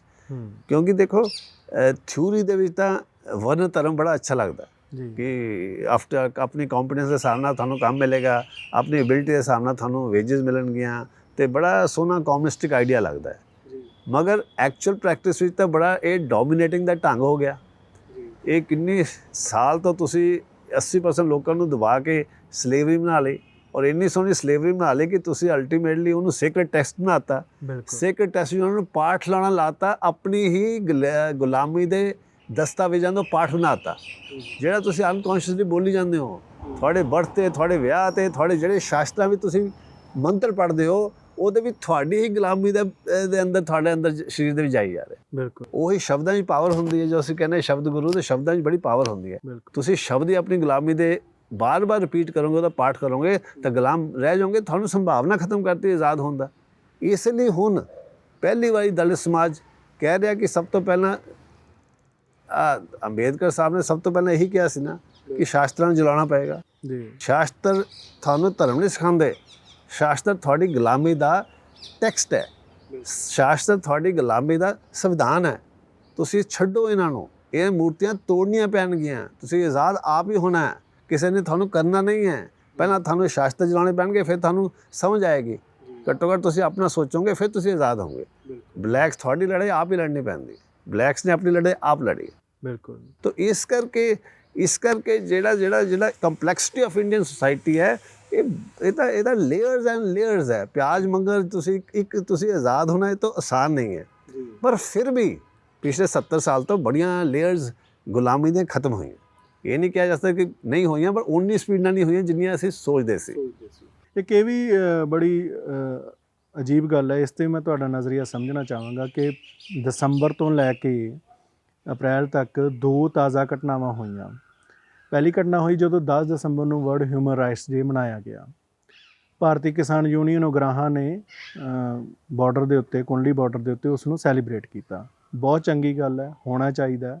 ਉਸ ਦੇ ਅੰਦਰ ਉਮਰ ਖਾਲਿਦ ਤੋਂ ਲੈ ਕੇ ਦਾਬੋਲਕਰ ਤੱਕ ਦੇ ਮੁੱਦੇ ਵਿਚਾਰੇ ਗਏ, ਜਿਨ੍ਹਾਂ ਨੂੰ ਅਰਬਨ ਨਕਸਲ ਦੇ ਤਹਿਤ ਭੰਡੀ ਪ੍ਰਚਾਰ ਕੀਤਾ ਗਿਆ। ਉਹਨਾਂ ਦੇ ਮਨੁੱਖੀ ਅਧਿਕਾਰਾਂ ਨੂੰ ਯਾਦ ਕੀਤਾ ਗਿਆ, ਪਰ ਉਹਨਾਂ ਨੂੰ ਪੰਜਾਬ ਦੇ ਕਿਸੇ ਵੀ ਨੌਜਵਾਨ ਦੇ ਮਨੁੱਖੀ ਅਧਿਕਾਰਾਂ ਦਾ ਨਾ ਤੇ ਪੋਸਟਰ ਦੇ ਅੰਦਰ ਉਹਨਾਂ ਦੀ ਥਾਂ ਸੀ, ਨਾ ਪੰਜਾਬ ਦੇ ਕਿਸੇ ਮਨੁੱਖੀ ਅਧਿਕਾਰਾਂ ਦਾ ਜ਼ਿਕਰ ਸੀ। ਇੱਕ ਵਰਗੀਕਰਨ ਹੈ, ਕੈਟਾਗਰਾਈਜੇਸ਼ਨ ਹੈ ਵੀ ਉਹਨਾਂ ਦੀ ਨਜ਼ਰ 'ਚ ਉਹਨਾਂ ਦੇ ਮਨੁੱਖੀ ਅਧਿਕਾਰ ਹੈ, ਇਹ ਮਨੁੱਖੀ ਅਧਿਕਾਰ ਨਹੀਂ। ਦੂਸਰਾ, ਇਸੇ ਤਰ੍ਹਾਂ ਦੀ ਇੱਕ ਤਾਜ਼ਾ ਰਿਪੋਰਟ ਜਿਹੜੀ ਇੰਡੀਅਨ ਐਕਸਪ੍ਰੈਸ 'ਚ ਛਪੀ ਸੀ ਡਰੱਗ ਵਾਲੇ ਕੇਸ ਨੂੰ ਲੈ ਕੇ। ਅੱਜ ਤੋਂ ਬਹੁਤ ਸਾਲ ਪਹਿਲਾਂ ਇਹ ਨਹੀਂ ਆਪਾਂ ਕਹਿ ਸਕਦੇ ਕਿ ਉਹ ਦੋਸ਼ੀ ਨੇ ਜਾਂ ਨਹੀਂ ਦੋਸ਼ੀ, ਪਰ ਬਿਕਰਮਜੀਤ ਸਿੰਘ ਮਜੀਠੀਆ ਬਹੁਤ ਸਾਰੇ ਪਾਰਟੀਆਂ ਦੇ ਲਈ ਸਿਊਟੇਬਲ ਚਿਹਰਾ ਸੀ। ਉਹਨੂੰ ਲੈ ਕੇ ਤਾਂ ਇੱਕ ਪੂਰੇ ਦੇ ਪੂਰਾ ਪ੍ਰਚਾਰ ਕੀਤਾ ਗਿਆ ਕਿ ਹਾਂ, ਕਿਉਂਕਿ ਉਹ ਉਹਨਾਂ ਨੂੰ ਸੂਟ ਕਰ ਰਿਹਾ ਸੀ। ਪਰ ਲੇਟੈਸਟ ਡਰੱਗ ਵਾਲੇ ਮਾਮਲੇ 'ਚ ਜਿਹੜਾ ਸਰਪੰਚ ਵਾਲਾ ਕਿੱਸਾ ਹੋਇਆ ਆ, ਉਸ ਦੇ ਅੰਦਰ ਪੰਜਾਬ ਪੁਲਿਸ ਦੇ ਅਫਸਰਾਂ ਦੇ ਵੀ ਨਾਮ ਨੇ, ਉਸ ਦੇ ਅੰਦਰ ਸਰਪੰਚ ਦੇ ਵੀ ਨਾਮ ਹੈ, ਪਰ ਉਸ ਦੇ ਅੰਦਰ ਕਿਸੇ ਵੀ ਪੋਲੀਟੀਸ਼ੀਅਨ ਦਾ ਨਾਮ ਨਹੀਂ ਹੈ। ਉਹ ਪੋਲੀਟੀਸ਼ੀਅਨ ਮੌਜੂਦਾ ਸਰਕਾਰ ਦੇ ਨੇੜਲੇ ਮੰਤਰੀ ਹੋ ਸਕਦੇ ਨੇ। ਕੀ ਇਹ ਸੂਟ ਉਹਨਾਂ ਨੂੰ ਨਹੀਂ ਕਰ ਰਿਹਾ ਅਤੇ ਇਹਨਾਂ ਦਾ ਬਿਕਰਮਜੀਤ ਸਿੰਘ ਮਜੀਠੀਆ ਵਾਂਗੂ ਨਾਮ ਖੁੱਲ੍ਹ ਕੇ ਨਹੀਂ ਆ ਰਿਹਾ? ਇਸ ਤਰ੍ਹਾਂ ਦੀ ਜਿਹੜੀ ਕੈਟਾਗਰਾਈਜੇਸ਼ਨ ਇਹ ਵੀ ਖਤਰਨਾਕ ਹੈ।